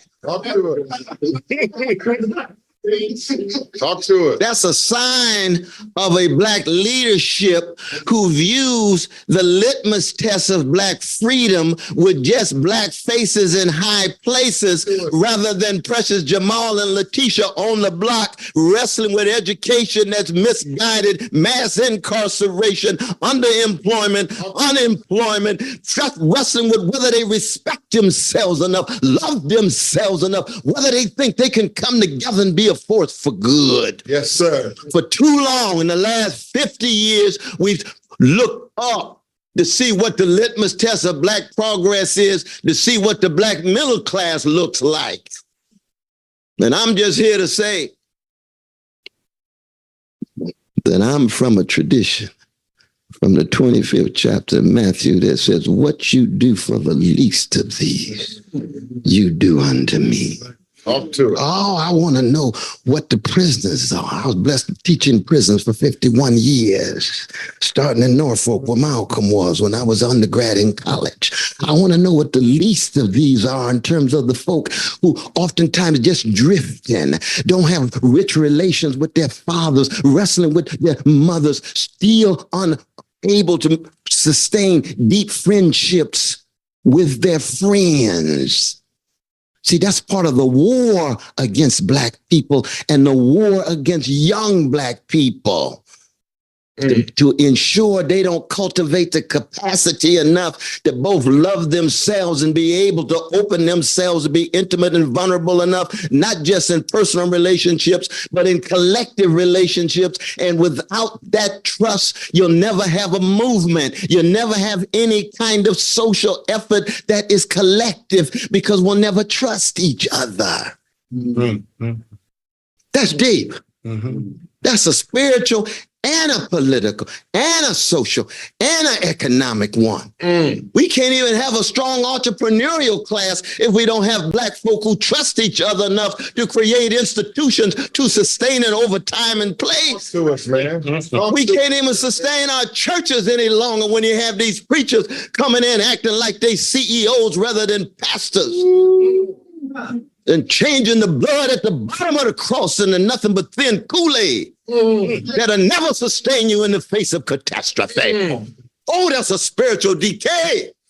Wake us up. Oh, it brings tears to your eyes of grandmama and granddaddy who sacrificed so much and blood, sweat, and tears poured into us so much love, integrity, honesty, trying to tell us, treat somebody right, help somebody before you die. Yes, sir. Oh, what a people. Yes, sir. Yes, we are great people. We got to go back and recover. Ain't got nothing to do with the greatness that Trump talks about. He's talking about Alexander the Great. He's talking about Napoleon. He's talking about Genghis Khan. He's talking about Attila. We talking about Fannie Lou Hamer. We talking about Martin King. We talking about Malcolm. I'm talking about a Palestinian Jewish swarthy complexion named Jesus. Yes, we can move to Muhammad too. We can move to prophetic Jewish brothers and sisters too of Amos and Esther. But we're talking about moral and spiritual greatness. This campaign and talking about U.S. foreign policy, talking about Gaza, talking about the students hungry and thirsty for what Ashford and Simpson called the real thing. Not that superficial stuff. Not just success, but greatness. Not just material things, but a strong character that allows you to gain access to material things, but those material things don't become the only thing you're concerned about. That's idolatry. That's in part what this campaign is all about. So you can see it's not an ordinary campaign at all. Yes, sir. Come on now. Not at all. Come on now. Not at all. And only because I don't come from an ordinary tradition. I don't come from an ordinary people. I come from a great tradition, a great people willing to tell the truth, seek justice, and in the end, pay whatever cost it is, because as my dear sister, Dr. Abdullah said, it's in part a debt But I know I have a debt to my mother and father and granddaddy and grandmama I can never, ever repay. Never. And I will always fall short. I'll never be the human being that they were. But at least part of their afterlife is at work in my life. And part of the afterlife of the ancestors of great love warriors and freedom fighters and unbelievable joy spreaders ought to be part of our lives.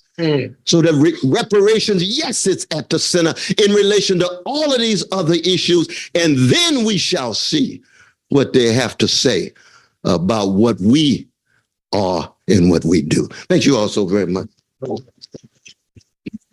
Come on now, let's give it up for Dr. Cornell West.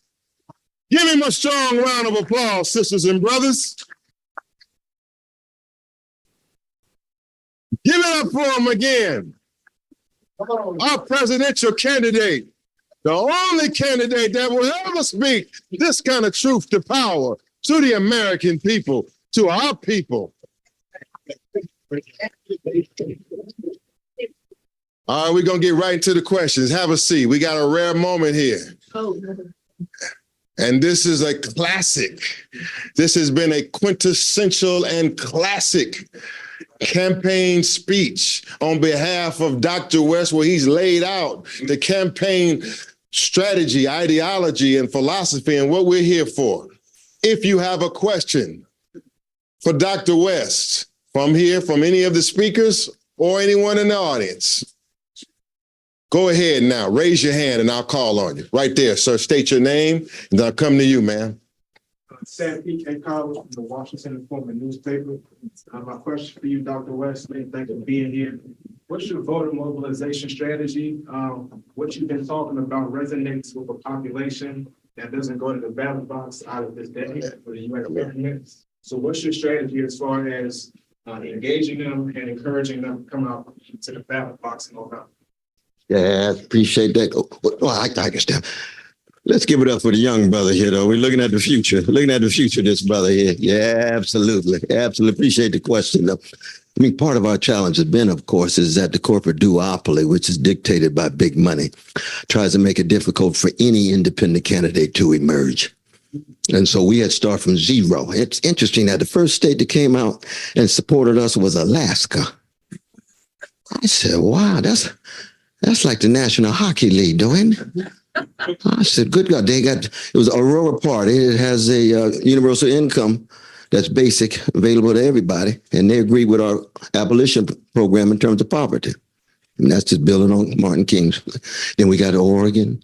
We went on and on. So Tricia knows what I'm talking about. Now we're up to almost 8 or 9. What happens is most of the states don't open themselves for signatures or money you have to pay until at the very end of May, beginning of June. I'm going to be in Harlem at Marcus Garvey Park tomorrow because New York opens tomorrow. They got 6 weeks, 49,000 signatures. Usually you need about twice as many. So that's 98,000 right there. Because every 1 out of 2 they say is invalid. Who makes a decision? The Democratic Republican Party officials. So you see how they work. They try to perpetuate themselves, make it more and more difficult. But we plan to be on, we hope, nearly all of the states by September, because by the time the conventions of the Republican and Democratic parties come along, that we're going to be on the vast majority of states. And then it really becomes intense. And they know we're on the move. And we got more than RFK-Jr., but they don't really talk about it too much. And I didn't say too much about RFK-Jr. When I heard him say that the Palestinians are the most pampered people, I said, this brother, you need to get off the crack pipe. I don't know what kind of world he's living in. Your name might be Kennedy, but I'm telling you, you just can't say anything. Lord have mercy. Well, that's just the beginning. But I didn't say too much about him, but I've talked mainly about the main two. But it's going to be a fascinating moment when people begin to see the degree to which we do have ballot access. We've got volunteers mobilized all around the country. And I keep pointing out my dear sister Tricia, she's here at the Justice for All Party, which is our party that gains access to the ballot right here in D.C. Is that right? Absolutely. And we're gonna try to win DC.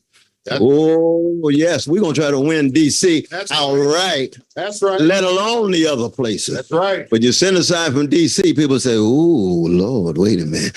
And DC is always on the cutting edge because it's just so many chocolate folk who've already woken up. That's one reason why you got taxation without representation. You see, I've been for statehood for a long time. Long time. Just like with reparations, with Queen Mother Moore and Brother Randall Robertson, he just passed. He was my very dear brother. You all know him as the founder for Trans Africa. I was on his committee for over 25 years, working with Charles Ogletree when we fought for reparations in Tulsa, Oklahoma. I was born in Tulsa, Oklahoma, and we fought for reparations. Took him to court. We lost that case, but it was a strong case.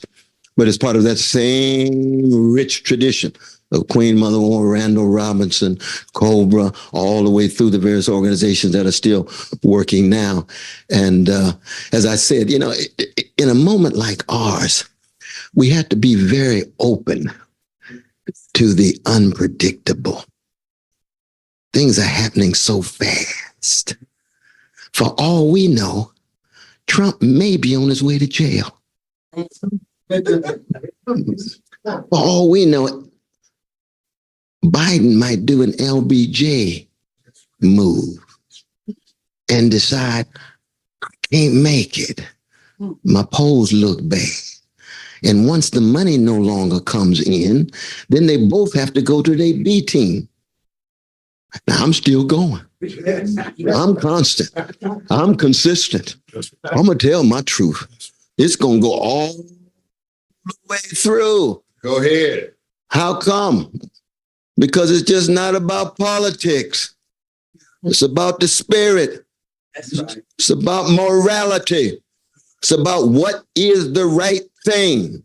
That's right. It's about putting a smile on your grandmama's face from the grave. That's right. That's right. That's right. Yeah. Come on, let's give this candidate a hand in this historic forum at the National Press Club.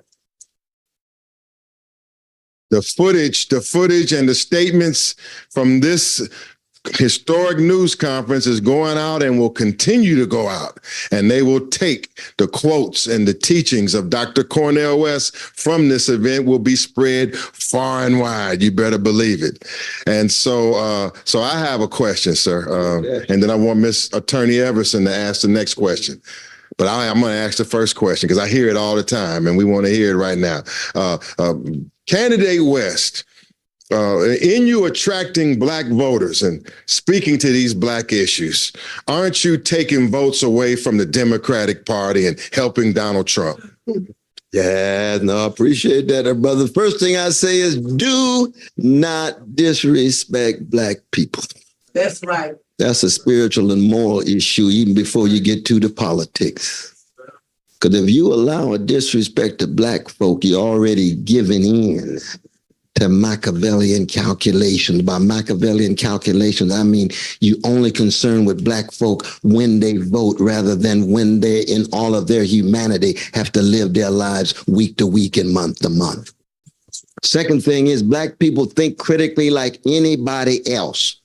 So when you make your case and Black folks say, I'm not convinced, that means they're not convinced. That means you don't own their vote. It means that they not on automatic. All you got to do is push a button, they come running. No, we human beings who think through how we go about our lives and who we gonna vote for. And if we vote for you, we reach that conclusion on our own. You got to earn. That's it, my brother. Earn the Black vote.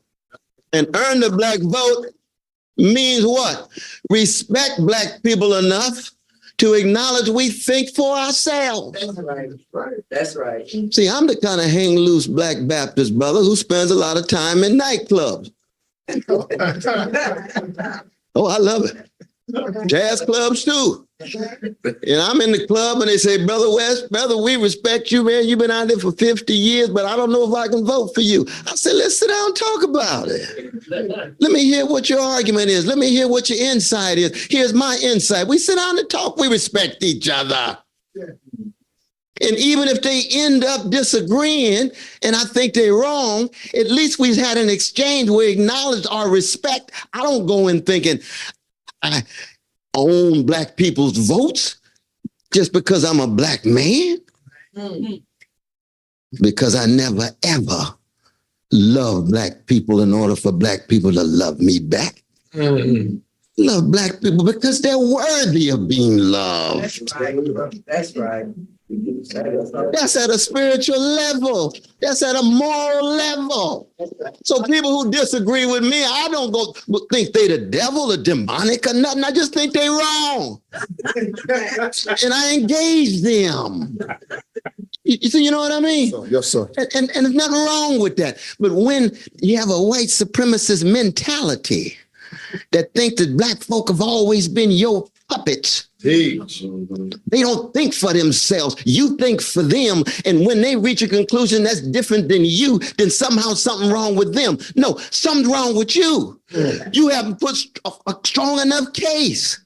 If Biden got a strong case for black people, let's hear what the case is. If black people are upset because you're enabling genocide, then quit enabling genocide. If black people are upset because you couldn't push through the George Floyd Jr. bill because you didn't want to touch Manchin, you didn't want to touch the filibuster, you couldn't follow through on the John Lewis bill, all that talk about how much you love John Lewis, and when it's time for the bill, you couldn't even fight for it. Please earn the vote. Yes, sir. That's the important thing. No, I know it's getting late. No, it ain't getting late. No, I'm gonna stay here long. No, we just gonna get all the But questions. tell me if I'm going on too long. No, you ain't, brother. Let me tell you this. There ain't no time limits on the truth. Trust me. We've been waiting for this. Is that right? Take your water. Coming to the next question. You are here at the we're coming to you. I'll come to you after here. You're at the National Press Club. We are at the National Forum on the 4th day of the National Reparations Convention as sponsored by the Afrodescendant Nation, which is founded by the Honorable Silas Muhammad. That's where we're at. That's where we're at. No, partly by myself, but with the UN assistance and 19 other black nations throughout the diaspora. Mr. Honorable Silas Muhammad has pointed out the fact that 19 other nations in the Western Hemisphere, black people from 19 other nations in the Western Hemisphere make up the Afrodescendant Nation. And he in America has established this program of reparations, is spearheading the program of reparations and self-determination on behalf of Afro-descendants in the Western Hemisphere, but those that are here in America. And he comes with the authority of 19 nations and then some. Okay. Okay, now I want to say something, then I want Attorney Everson to ask a question, and brother, I'll come to you and others, and I'm going to come back to my elder right now.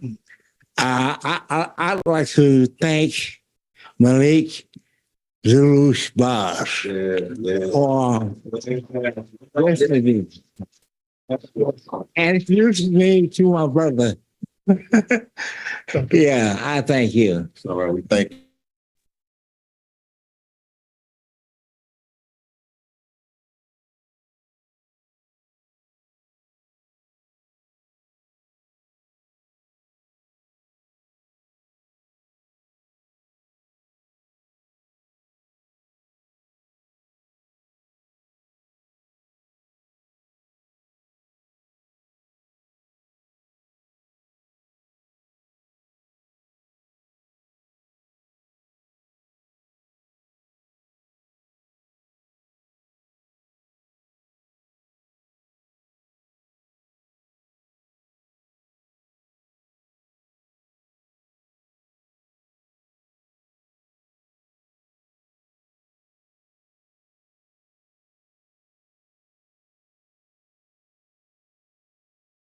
They told, you know what, the staff of Sheila Jackson Lee, you know what they told us about President Biden?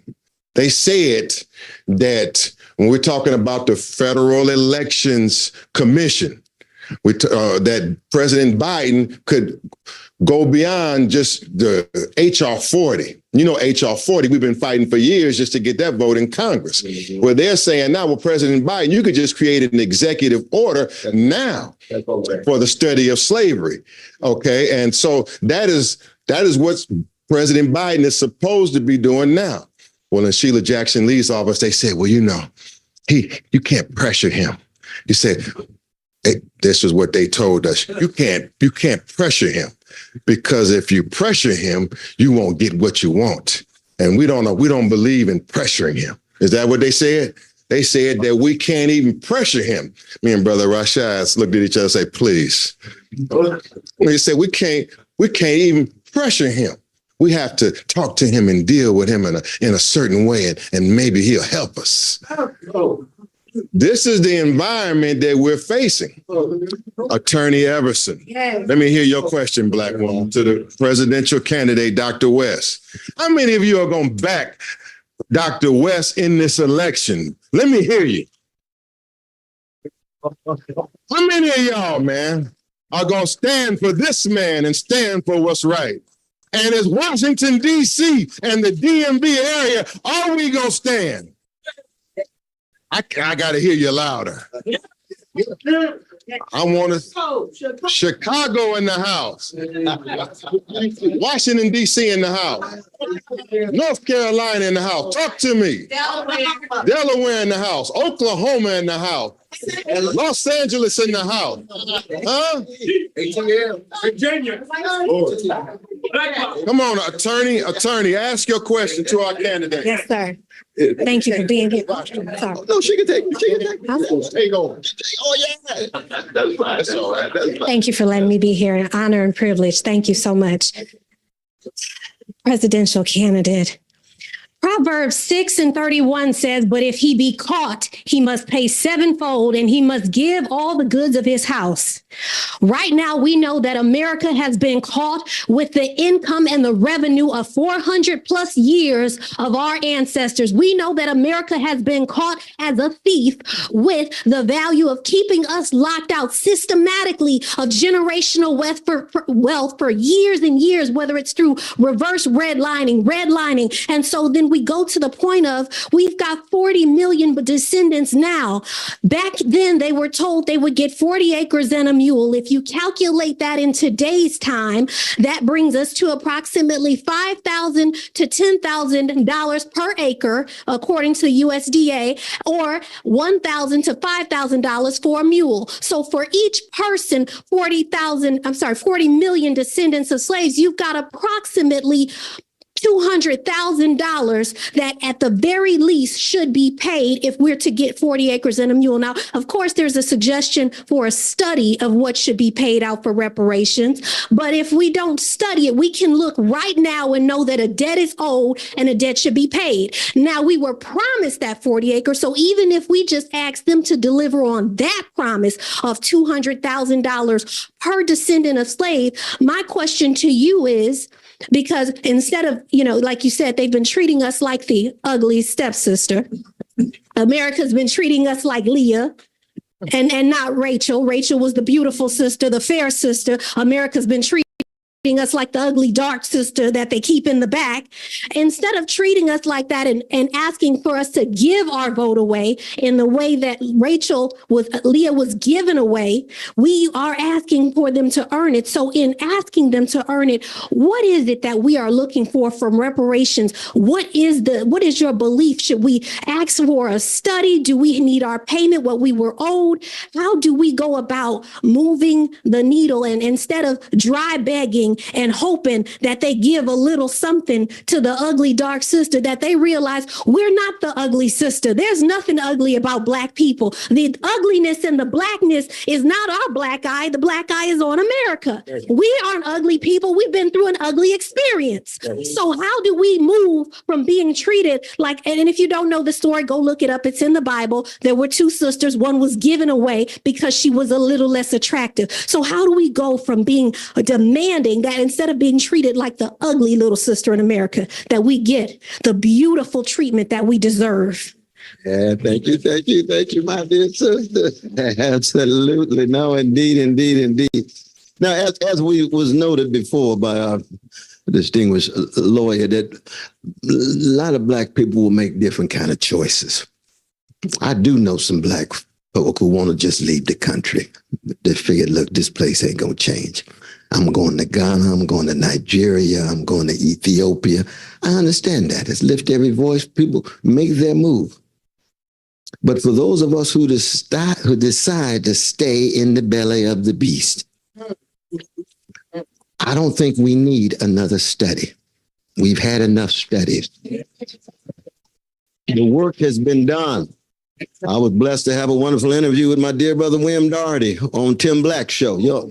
We had a rich dialogue. Doherty has been writing on this for decades and decades and decades, right? From Here to Equality and a host of other things. Was wonderful co-authored a sister. He concludes it's about $258,000 for each Black person. You see. But studies is just another way of delaying. Justice delayed is justice denied. We got to keep that in mind. The quickest thing for a politician, the quickest thing for a bureaucrat, the quickest thing for a technocrat is to call for a study.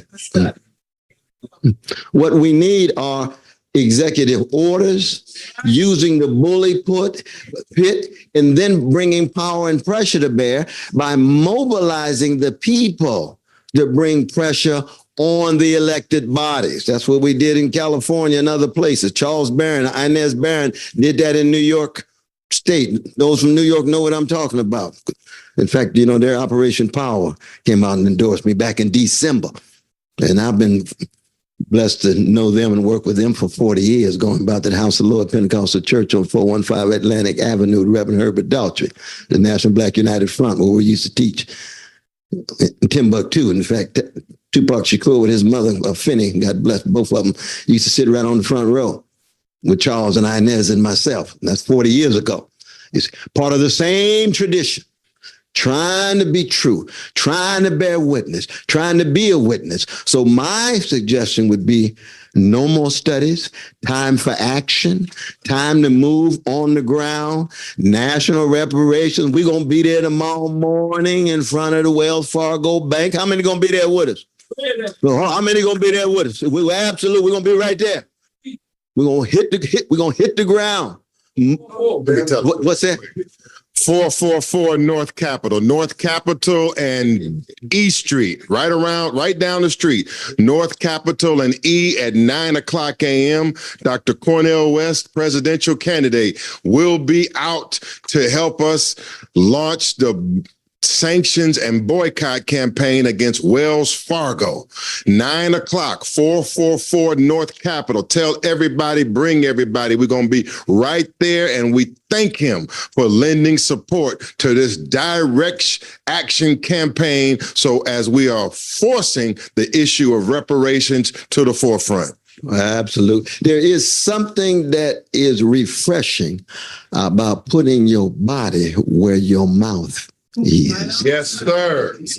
Putting your witness where your words are. Yes, sir. I was blessed. I just got back from Edinburgh, Scotland. I was asked to give the Gifford lectures in philosophy. It's like a Nobel Prize in philosophy. And it was called a jazz-soaked philosophy for our catastrophic times, from Socrates to Coltrane.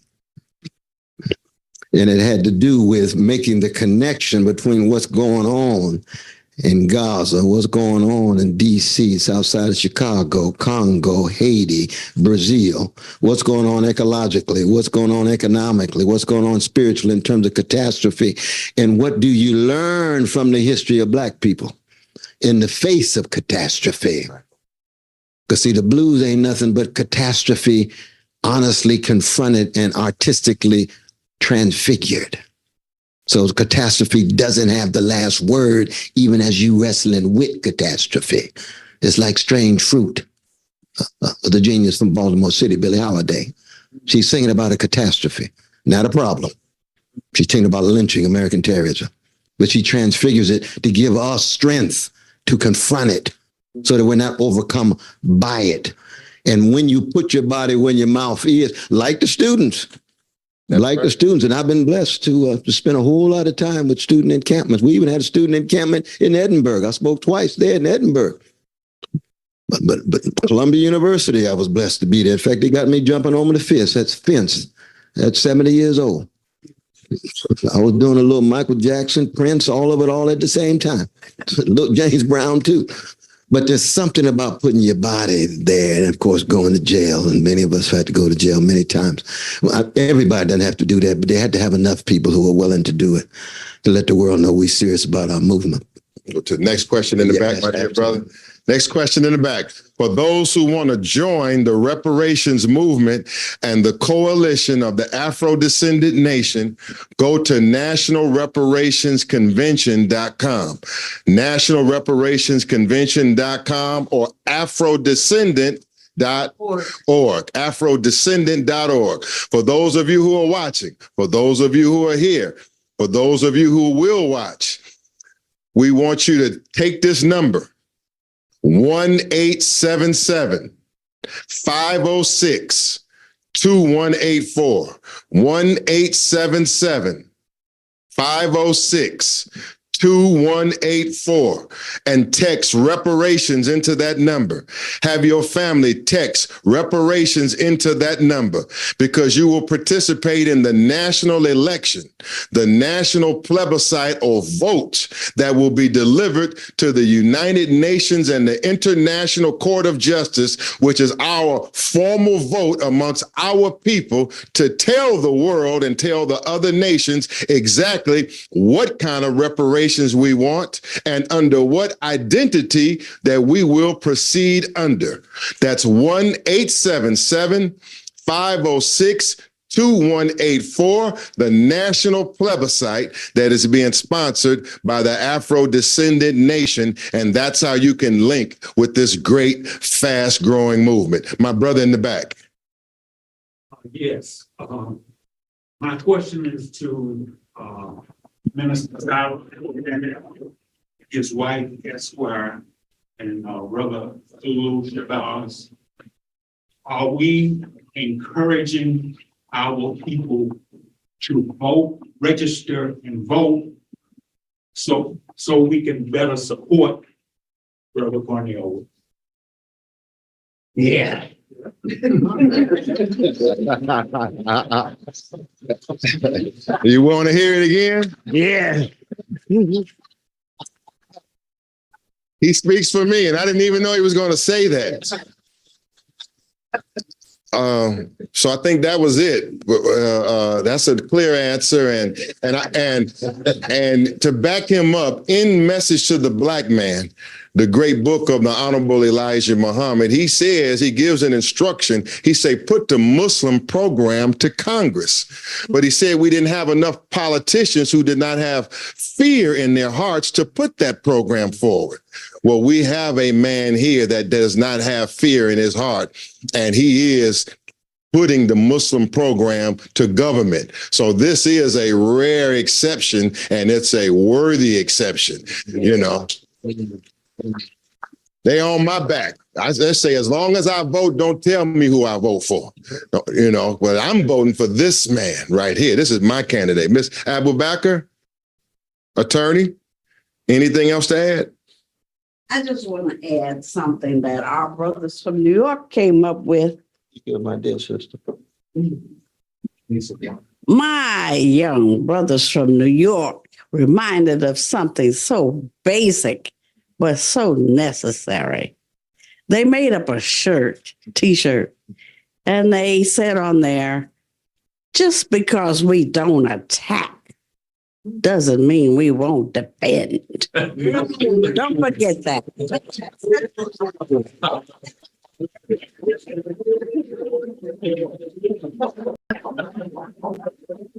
Look, God, that's profound. My sisters and brothers, you have to appreciate the moment. We are here with legends in this struggle, and there are many legends in this struggle in this audience and those who are listening. But this is the strongest body of leadership that is out here in the public, anywhere to be found in the bounds of America. They up here in this room right now. There ain't no black people this strong out here, but they up here in this room right now. And they were on the screen with Melina, Abdullah, and we are their representatives. Come on, we'll take some more. Brother Gladale Reese in the back, then Brother Taboo, or Brother Gladale, Sister Queen. Truth Bay. Sister Queen, Truth Bay, Brother Taboo. Then I come to the sideline, and we hit it fast. Come on, in this form. Come on, brother. My question is for Cornell West. Cornell West. You've been at the point of all the candidates. You have stated that the situation gone is genocide. I want to know that when you elected president, when you speak on a genocide that's taking place in the United States and throughout the world, this genocide, let me see. This genocide is being taken place because is not being talked about because the perpetrators are brought on this genocide. Wait a minute, take your time. Take your time there, man. Let me help him out a bit. Are you saying that the genocide that we see, is he going to speak out as he speaks out about the genocide abroad in Gaza? Is he going to speak about the same actions that are being taken here at home? Let me put it like this. You're elected president. When you take on a commission to investigate the genocide that's taking place in this country and throughout the world, this genocide is done by chemical and biological warfare.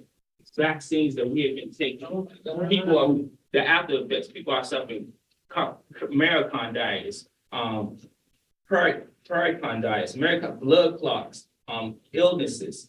All these side effects that's happening with these vaccines. Will you investigate the pharmaceutical companies and the corporations that make these people get these vaccines and the side effects that's carrying on our people?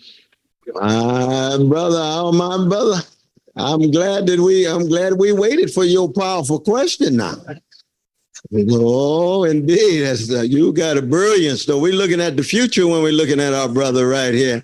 We're looking at the future now. Very much so. But remember when I said I had to be and I want to be and I will be morally consistent. I'm against genocide in all of its various forms. The levels of police murder that has been taking place year after year after year after year. And then at the same time, the levels of infant mortality for Black women and Black sisters. These are two aspects of what one could view as genocidal attacks over time of Black people. That's what Paul Robeson, W.B. Du Bois, and William Patterson said when they went to the United Nations in 1951. Reverend Herbert Daughtry went in the 1980s and said, we charge genocide of Black people. That had to do with the crack cocaine. That had to do with the unbelievable unleashing of drugs in Black communities with the guns. And then, of course, turning on each other, feeling rootless, no connection, no love, not deep enough love and so forth. So absolutely, yes. But I would say the same thing about Congo. I mentioned the Congo, my brother. Crucial. But the crucial thing is not just studying it, but stopping it. You see, how do you stop it in Gaza? Ceasefire, end the siege, end the occupation, and create a situation in which precious Palestinian brothers and sisters can live lives of dignity and decency, and Jewish brothers and sisters can live lives of decency and dignity. You see, so you have to do away with occupations across the board. So it's the ending, because a lot of these studies will say, yeah, it's true, these folk been catching hell for a long time. The study's over. Hey, we knew that. It took you 2.5 years, 3 years to come up with that. The question is, how do we intervene? The question is, what we're going to do. How do we go about doing it? How do you muster enough people to think enough, to be willing to sacrifice enough to stop the genocide? How do you stop that with black folk? Whatever form it takes. Now, we know big pharmaceutical companies corrupt like any other part of corporate America. Yeah. Obsessed with one thing. What is that thing? Short-term profits. Yes, sir. Just like fossil fuel, when it comes to ecological crisis, short-term profits, that's all they're concerned about. You see, that's predatory capitalism in a vicious way. You see, I'm deeply, deeply condemnatory and critical of greed-driven capitalism. And people, oh, you must be a socialist. Oh, I'm a Christian and a free black man, but I'm concerned about porn work, and people call me any name you want. But I'm going to fight against organized greed, but it has to do with short-term profit and downplays satisfying the basic needs of people across the board. You see what I mean? That's the crucial thing, my brother. But it's so wonderful to have you here, and it's wonderful to lift your voice in the tradition of our people. Okay, let me slip this in on that question. Candidate West, President Biden and the police attacking and crushing the student uprising over Gaza. What kind of effect is that going to have on this election in November? Yeah, I'm so glad you raised that question, though, because it hit me again at Morehouse. When he was at Morehouse, he's sitting there, he's saying, I believe in peaceful protests. Now, I live on 123rd Street in Harlem, right? And I was there speaking with the students. The students were peaceful. They got crushed anyway. Where was his voice? You see what I mean? Sometimes you can lie by omission. You don't have to always lie by commission. Some lies are explicit, some lies are implicit. You say you for peaceful protest. People peacefully protest and they get crushed, and you don't say a mumbling word. That's what happened. That's what happened across the board with our young folk of all colors. And many of them Jewish brothers and sisters, Palestinian brothers and sisters, so forth. Young folk not taking this stuff no more. And you watch and see what happens in Chicago. Where's my Chicago sister? There she is, Chi-Town. That's it. That's Curtis Mayfield and the Hutchinson sisters of the Emotions. And we ain't got the Chaka Khan yet. That's Chi-Town. That's Chicago.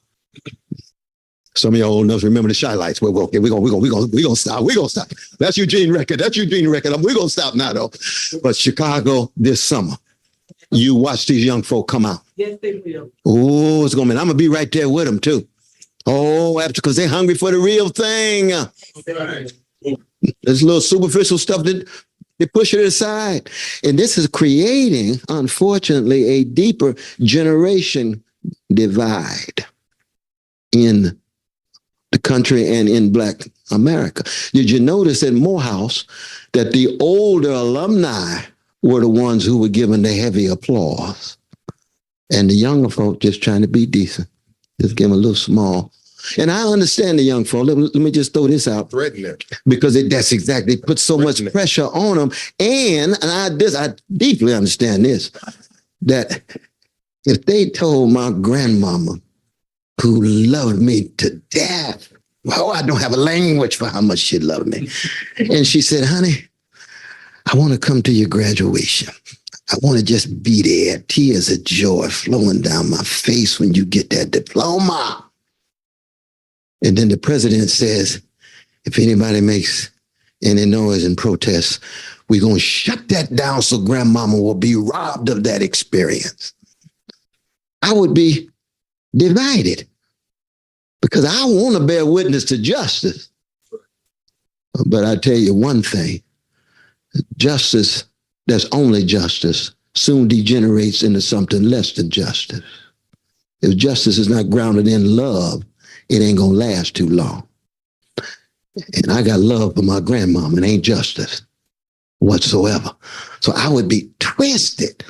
I probably want to protest all night before, and then open up the place for grandma to walk in with her dignity and say, well, let me see my child walk on the stage after all these years of sacrifice. So the president puts this pressure on, and it was a tough thing. Is that fair, my brother? No, sir, but I'm familiar with it from Howard University. I'm familiar with the pressure, and I understand. It's a tough thing. Okay, Sister Bay, come on. First of all, I want to say thank you for running. I'm actually a volunteer for Justice for All in LA. Yes, Mark Ridley Thomas, I know you. Brother Mark, love that brother. So I wanted to say first and foremost, the bank, yesterday I was able to speak concerning Haiti. I'm representing Haiti, actually as ambassador, and to add Citibank to that accountability, because even to this day, Haiti is paying the Bank of France through Citibank. So reparations, again, hardcore dying for that, and whatever I can do to support your campaign. When you become president, not if, when. We want to support with the young people behind you 1,000%. I want to say thank you again for the work that you're doing and the work you continue to do. We're going to be right beside you on that. So my name is Dr. Truth Bay, by the way. Dr. Truth Bay, let's give her a hand. We'll take a couple more. I got Taboo in the back on the wall. Then I'm coming with Minister Akbar in a minute. All right, Mr. Taboo. Sir, in the West, kind of overspreading question. Security, economic, the border, and sovereignty. Economic, what about the fragility of our sovereignty? Yeah, those are three massive questions, my brother, and I appreciate them very much so. If we begin by talking about just the economics, I'd partly suggest when I talk about disinvestment from military, reinvestment in housing and healthcare. Healthcare as a right, housing as a right, jobs and living wage as a right. That's a redistribution of wealth downward.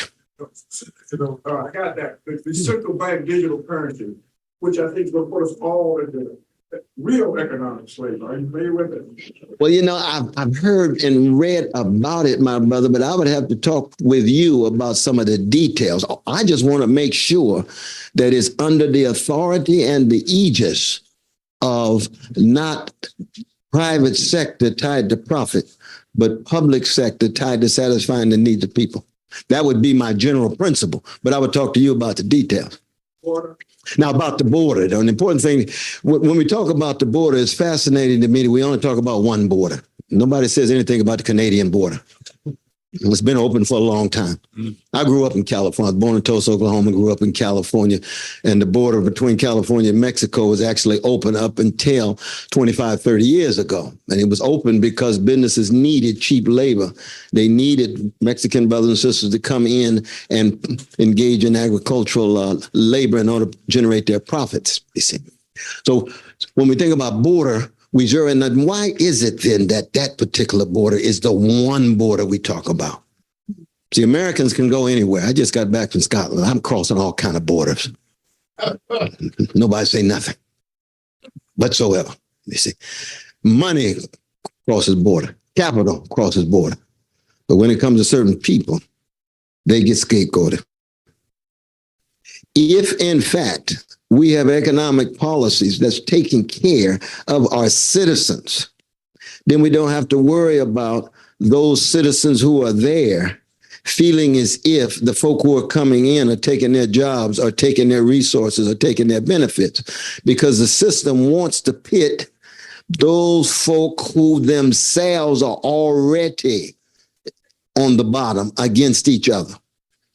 And when you scapegoat the most vulnerable, it's almost impossible to confront the most powerful. And we have to be able to generate forms of solidarity that confront the most powerful. And so for me, the first thing I would do with the border is you demilitarize the border so that you don't end up abusing people.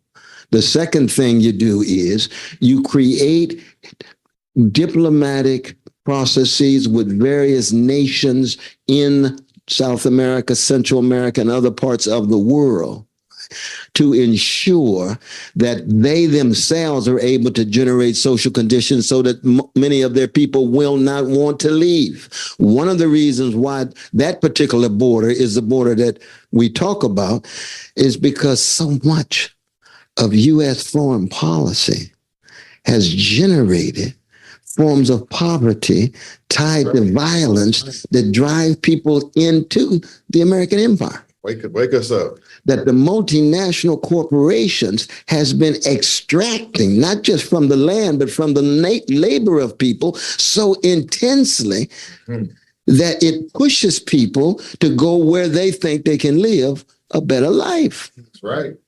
Because our destinies are interdependent and intertwined. And we know that the global capitalist economy is thoroughly interdependent. That's true in the Congo with the resources that they're trying to gain access to.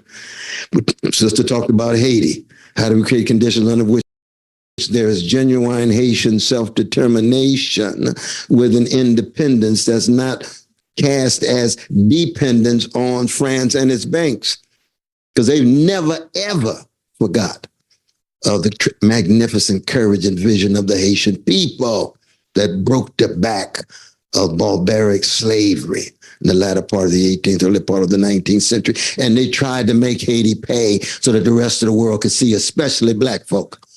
And I know I'm bouncing around, but this is the framework in which I would generate it. You had a third point. What was that third? Sovereignty. Has the U.S. lost its sovereignty? Who controlled by international? Oh, no, but the permanent government of any capitalist society is the economic ruling class. And the politicians just circulate. Just like the same is true with mayors. You can have all the black mayors you want in the world. But the permanent government of any city is big business. That big business pull out, the mayor can't do nothing. The governor, all the different governors you want. Big business in the government. See, in the capitalist economy, the politicians are circulating. They're not reigning. The rulers are ones who have the big money and the ability to call into question people's living and livelihood. How are you going to fight that? You fight it first by putting a spotlight on it and tell folk, this is the way in which you're being subjugated and exploited. Now, of course, when they do that, immediately they try to kill you. That's why we don't believe in one voice. See, thank God the anthem of black folk is not lift, isolated voice. It's every voice. You know what I mean? Every, but it's like Luther Vandross ain't nothing with his background and Eddie Fish and Sister Fisher, Lisa. All those voices together make Luther deep. You see, isn't that true? That's true for Aretha, as deep as Aretha is. Without her sisters in the background, it's a different song because we are call and response people. We're an antiphonal people. And therefore, all of our voices. So you're right. I can't do none of this by myself at all. But with other voices, you get fired up, empowered, enabled. Shoot, come on. What you talking about? Absolutely. Okay, we got final two questions. Then we're going to allow you to take some photos with Candidate West, and then we're going to close out. My brother, has the U.S. lost its sovereignty? Who complained first about the demonstrations in America, and who complained first about the demonstrations in America? Did it come from America or outside of America? Do you know? Who complained? Who ordered them student uprisings to be crushed? And I'm talking about these student uprisings today against the genocide in Gaza. Where did that order come from? Focus here because we're being annihilated, wars on us, and I haven't focused that much on them. Okay, I want to ask, so you answered, the question is a self-answering question. Study who ordered the student uprisings crushed. It was Netanyahu. When he said they had to go, when he said the demonstrations had to be shut down, it came then to the White House and the police to shut it down. When we just came from the United States Congress, okay, all the Congress persons there, they're on their wall. You're not supposed to be able to put anything up on the walls in Congress other than the placard of the state and your office that you represent. Okay, so when we walked through there today and they all said, all of the signs said, we stand with Israel. Okay, they didn't say we stand against murder, against genocide, we're for human rights. Okay, so you're asking, has the sovereignty been compromised? But I won't go any further. You know who runs this. I feel we the people need to make sure we all know. Okay, but this is in order for all people to be conscious of the answer to your question. There's only one man out here right now that can get that message out, that has the ear in this election, that can tell you that America has lost its sovereignty, okay? So final two, and then we'll take some photos, but I got to come to the left, then I come back here. Come the gentleman here, you're the last one. Then we got to close, we take some photos, and then we're going to end this National Reparations Convention. But what a way to end it. Where's Sister Collida too? I want her to come before we close. I want to see her. And I want to thank Miss Tahita Sabri. Stand on your feet, ma'am. Miss Tahita, let's give her a hand, our coordinator, our convention coordinator. No matter what's going on, no matter how stressful it is, she not only does she get it done, she gets it done composed and smooth and professional. I ease up off you. She don't like me doing that, but I got to do it. Go right ahead. Yes, sir. You. So yeah, my name is Reverend Redeem Robinson from LA. I just moved to Puerto Rico about 6 months ago because I couldn't afford to live in the US. Can't afford to live in LA anymore. My family has been living there since the 40s, had to go. So it was either stay in LA or go to Texas. I ain't trying to go to Texas. So I went to Puerto Rico. Well, I got some, yeah, that's a long story. But anyway, I would love to hear how Puerto Rico plays in the reparation movement in America. And also I would love, I'm pretty sure I already know your answer. What is your plans for a free Puerto Rico? Yes. No, I appreciate that question, brother. You must be bilingual, or you're learning Spanish real fast, huh? I'm learning. Yeah, absolutely. Because I've got some loved ones that just moved there too. But I was blessed to actually spend time in Puerto Rico. I was with the sister of the great Abisos Campos. Her name is Laura. She died a couple of years ago, but we traveled the country together. She's one of the great freedom fighters with Lolita Lebron and others. Puerto Rico's always meant much to me. The great Ella Baker, who many of you know was the executive director of Martin Luther King Jr.'s organization, as well as SNCC with Stokely Carmichael and others. She spent much of her last years as part of the freedom struggle with Puerto Ricans, as a Black woman from North Carolina, because Puerto Rico is still a colony. It's still colonized, and it was taken over with force and coercion and fraud and so forth. And they don't know what to do, but whether to make it a state or a colony and so forth. And so in that sense, it's still part of the United States, but it has a very different status of the United States. And it's a fascinating with a country with an unbelievably rich culture. There's no doubt about it. And so for me, I'm believing self-determination. I would want the people themselves to decide, but I want them to decide under conditions in which they already have access to resources. So when I talk about disinvesting from military and satisfying basic social needs of American citizens, that includes even those who have a colonial status but have a connection to the American empire such that they would have access to the benefits. Why? Because they're paying taxes too. Just like Washington, D.C. Taxation, no representation. Still, Puerto Rico has its own similar version of that, you see. Very much so. I also should say that I've been blessed to spend a lot of time with the Afro-Latin jazz tradition. My dear brother Arturo Alfaro, you know, we did the album on W.B. Du Bois. He won a Grammy 2 years ago. Actually, it's called Four Questions from W.B. Du Bois. I did spoken word, and they did all Afro-American Latin music. You see. Why? Because the greatest modern tradition in the whole world is the Black musical tradition. That's right. And the language between Puerto Rican brothers and sisters and Black folk in Mississippi, Chicago, LA, and so forth is a deep one going back to the great continent of Africa. And so we already have rich connections musically, culturally, psychically, spiritually, even though we don't spend enough time together and coming together. And that's one of the things I try to do in culture and music. But I appreciate your question. All right, we come into the final two questions. Imam Akbar and Brother Kamal Shabazz, and then we're going to close in unity, and that's what we're going to do.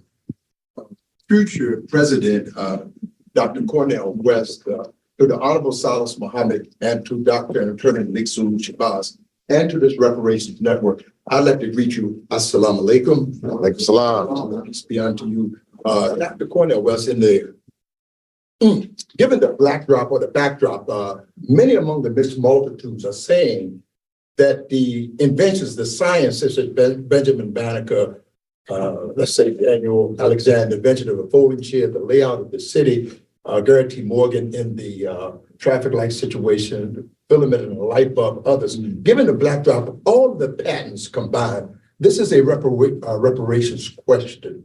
And give me your best presidential spill on how do we repair from the patents to the land and a full picture of reparations, given your background, sir.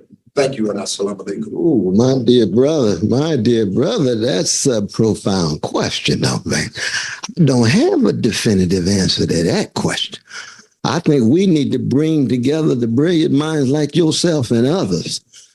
I'm serious because when we talk about reparations, there's a variety of different forms that it takes. It could take the form, let's say, of the families who were responsible for that, but also that you got teachers and communities that played an important role in terms of making sure these minds were so sharp that they could produce these kinds of things. But it really, when it gets down to that kind of detail, see, I hadn't thought about that one. No, man, you're going to work with that one on me and pray for me on that one. But most importantly, that we work together. See, that's the thing, that we work together, because no one of us could ever have definitive answers for all of us, that we in it together. And if I had a whole lot of time, I would just open it up and say, could somebody answer my brother's deep question? Because I know I'm just limping. That it's a fascinating one. Benjamin Banneker, let's say, George Washington Carver, we can go on and on. How does one repair and repay that kind of contribution, given it was manipulated such that somebody else made the money? I give you another example. Bo Diddley songs was sung by Pat Boone. Pat Boone made 50 million. Bo Diddley made 50. So Bo Diddley broke the 10 Commandments financially, and Pat Boone's breakdancing not breakdancing, he's walking to the bank. He can't breakdance. See what I mean? Yes, sir. And you're stealing songs from Curtis Mayfield, you're stealing songs from the blues, you're stealing songs from Marvin Gaye, you're stealing songs from so-and-so, making more money in a more deodorized version. How do you deal with that with reparations? That's a fascinating question. Because folk been stealing Black musical genius products for a long time. And that's just I'm talking about just products. It could be music, it could be science, it could be so many other things. You see, once you open that dialogue up, and then all these brilliant minds of the younger generation come in and say, oh, well, Brother West, this. I said, I hadn't thought about. Oh, I hadn't thought about that. Oh, that's the kind of questioning that we want to continue. So I salute you, my brother, for hitting that in that way. Definitely. No. All right. And furthermore, I want to say that I believe your question is a claims question. It's a research question, and it's a claims question. There are a multitude of claims in the reparations movement, and I think that where we're headed under self-determination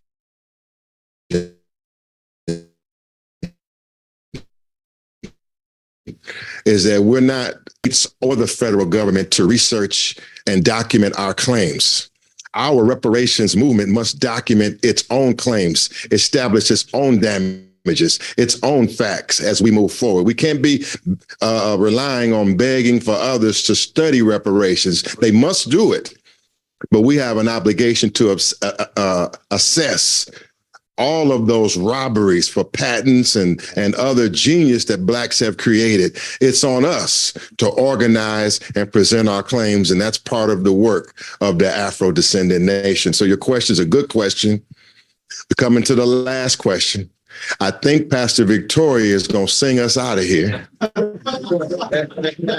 think, because Dr. West is a spiritual man, so I think we're going to lay hands on him as we close. We're going to lay some hands on him because we can't underestimate what he represents in this hour and the threat that he represents in this hour. So we're going to you're going to sing us out of here, and then we're going to give y'all a chance to get some photos, and then we're going to rest this mighty convention. Last question, the great MMA fighter and our great brother, Kamal Shabazz. And before that, I want to thank our assistant, my right-hand helper, a great helper in Black Lawyers for Justice, and a great asset to the Afro-Descendant Nation, Honorable Khalida Ramala Bastet. Remember this, all of the details of everything that we're going and all of these strong men you see, it's always a Black woman that is behind everything, paying attention to the details and oftentimes not getting the credit, and they should get the credit, and we honor you, and I honor you. I honor you, and I love you, and we love you. Come on, y'all can stand.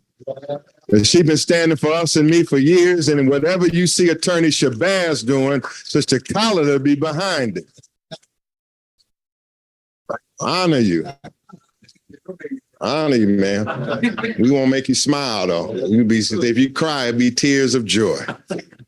All right, so a couple of steps, then we're going to leave out in dignity and in spirituality, because this is a great event. Give it up. I mean, this is a great event.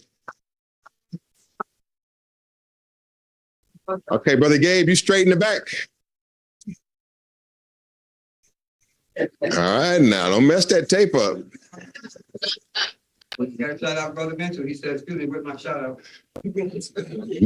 Give Brother Mental not graphic man, it's just our tech man, everything man. Brother Mental, he's broadcasting right now. Artifacts Clothing. Artifacts Clothing. They give him a strong hand. And everybody out there, Minister Najee, the chief minister, Brother Imani, who's on the front line, Nubian scholar in the audience here, the legendary from the Defiant Giants in the audience. All of the legends are up in here.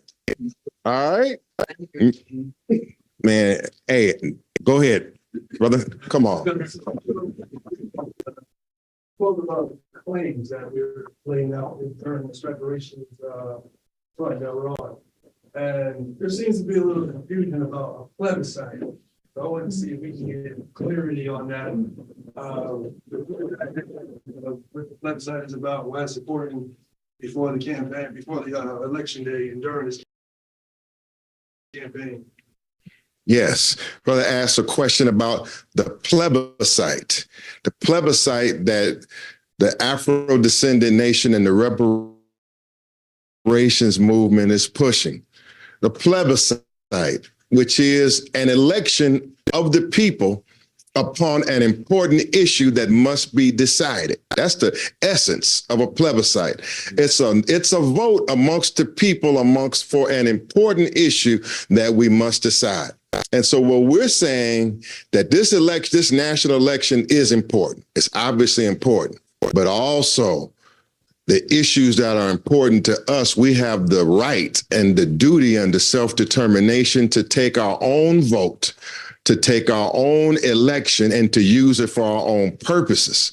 And so our diplomats have returned from the United Nations in Geneva, Switzerland just a month ago. Governor General Ishmael and Cam Howard was there. Brother Safiwe Baleka, who may be watching, he was there. We have in the international courts that are dealing with reparations, they are all looking for us to give a formal consent, a formal vote as to the question of what reparations, do we want reparations, what type of reparations we want, and what type of identity that we will pursue reparations under. The nations of the earth want to know this, and the powers that be want to know this, and we have determined that we are going to unite and deliver that vote. So when I'm giving out that number, 877-506-2184, and saying text reparations, that is a vote that we're taking amongst the masses of the people. We're trying to eventually get 1 million votes. And it is a very important weapon in the struggle, and it's also an important organizing tool. Every vote that we get is also a registrant in the reparations movement. It's a contact in this movement. And so it's self-determination. It's us saying that the issues that are important to us, in this case, reparations and self-determinations, that we are going to organize and take that vote and use that vote for what we need it for. Okay? Is that understood? A plebiscite is a vote. And we can't just vote when America says, this is what you must vote for and how you must vote. We're self-determining people. We're taking our own votes, and we're going to take our destiny into our own hands, and we will not give up. That's what we're saying here. My sisters and brothers, rise to your feet, please. Pastor Victoria, come on down. I want everybody to grab some hands here. I don't think the Honorable Silas Muhammad, he doesn't have to, don't put him on his feet. Don't put him, but lay some hands on him. Somebody, come on, Pastor. Everybody lay some hands on each other right now. And come on out here in the center. That's our candidate. Come on out. Come on out in the center, Dr. West. Come on out in the center. Hold on. Come on out, Dr. West. Come on, y'all grab. Everybody grab in. Everybody touch somebody. Touch somebody and grab somebody.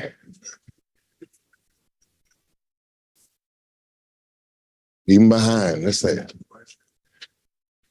All right, we're gonna say a word for our candidate. So let us meditate.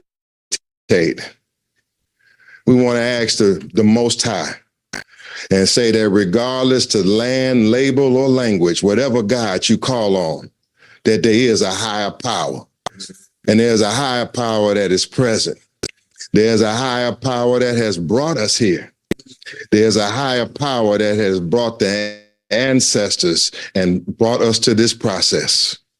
We want to lay hands on Dr. Cornell West, and we want to say that no hair on his head shall be harmed. We want to say thank you for bringing him to us. Thank you, Dr. Martin Luther King, for bringing him to us. Thank you for Frederick Douglass for manifesting yourself in him. Thank you, Minister Malcolm X, for continuing to have him speak through him. Thank you for Fannie Lou Hamer.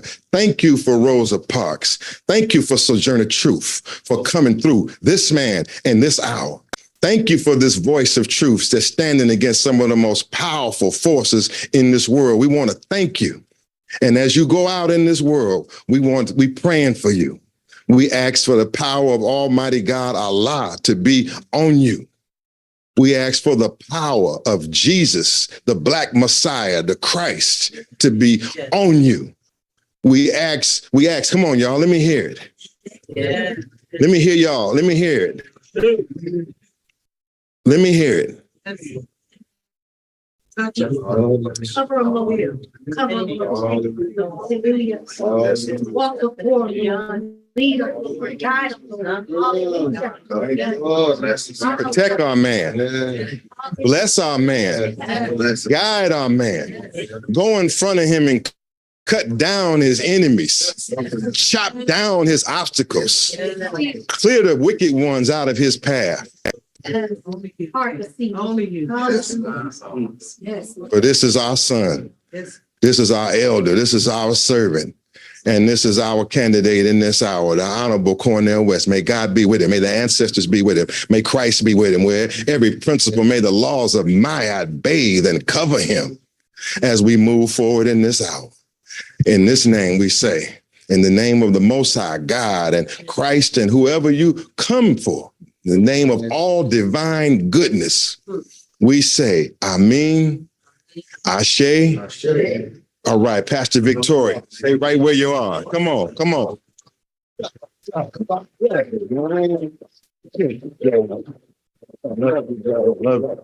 I lay hands on him and come on, stay right here. Stay here in this moment. Shh.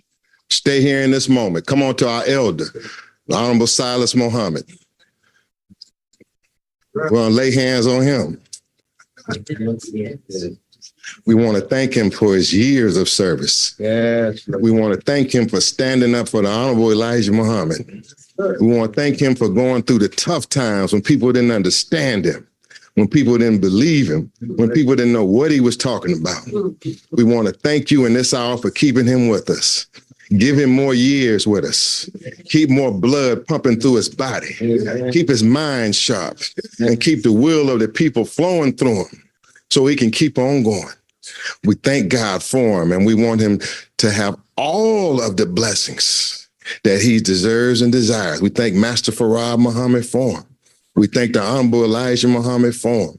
We thank all of the Muslim pioneers that have went on and gone on. We stand and honor one of the great pioneers of our time, the Honorable Silas Muhammad. Thank him and thank his wife. And thank all the other leaders here, Brother Rashad, Cam Howard, every other freedom fighter up here. That God be with us. And I'm going to say also, protect me. As I... You better throw some on me while we're in this hour. Huh? Yeah. We want some justice.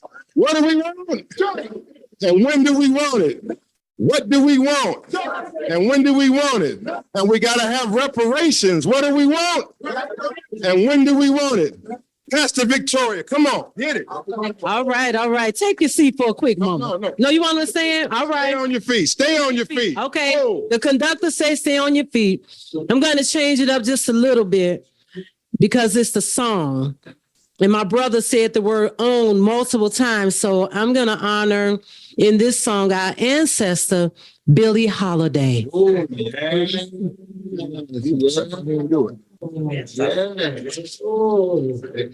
Them that's got shall get, them that's not shall lose.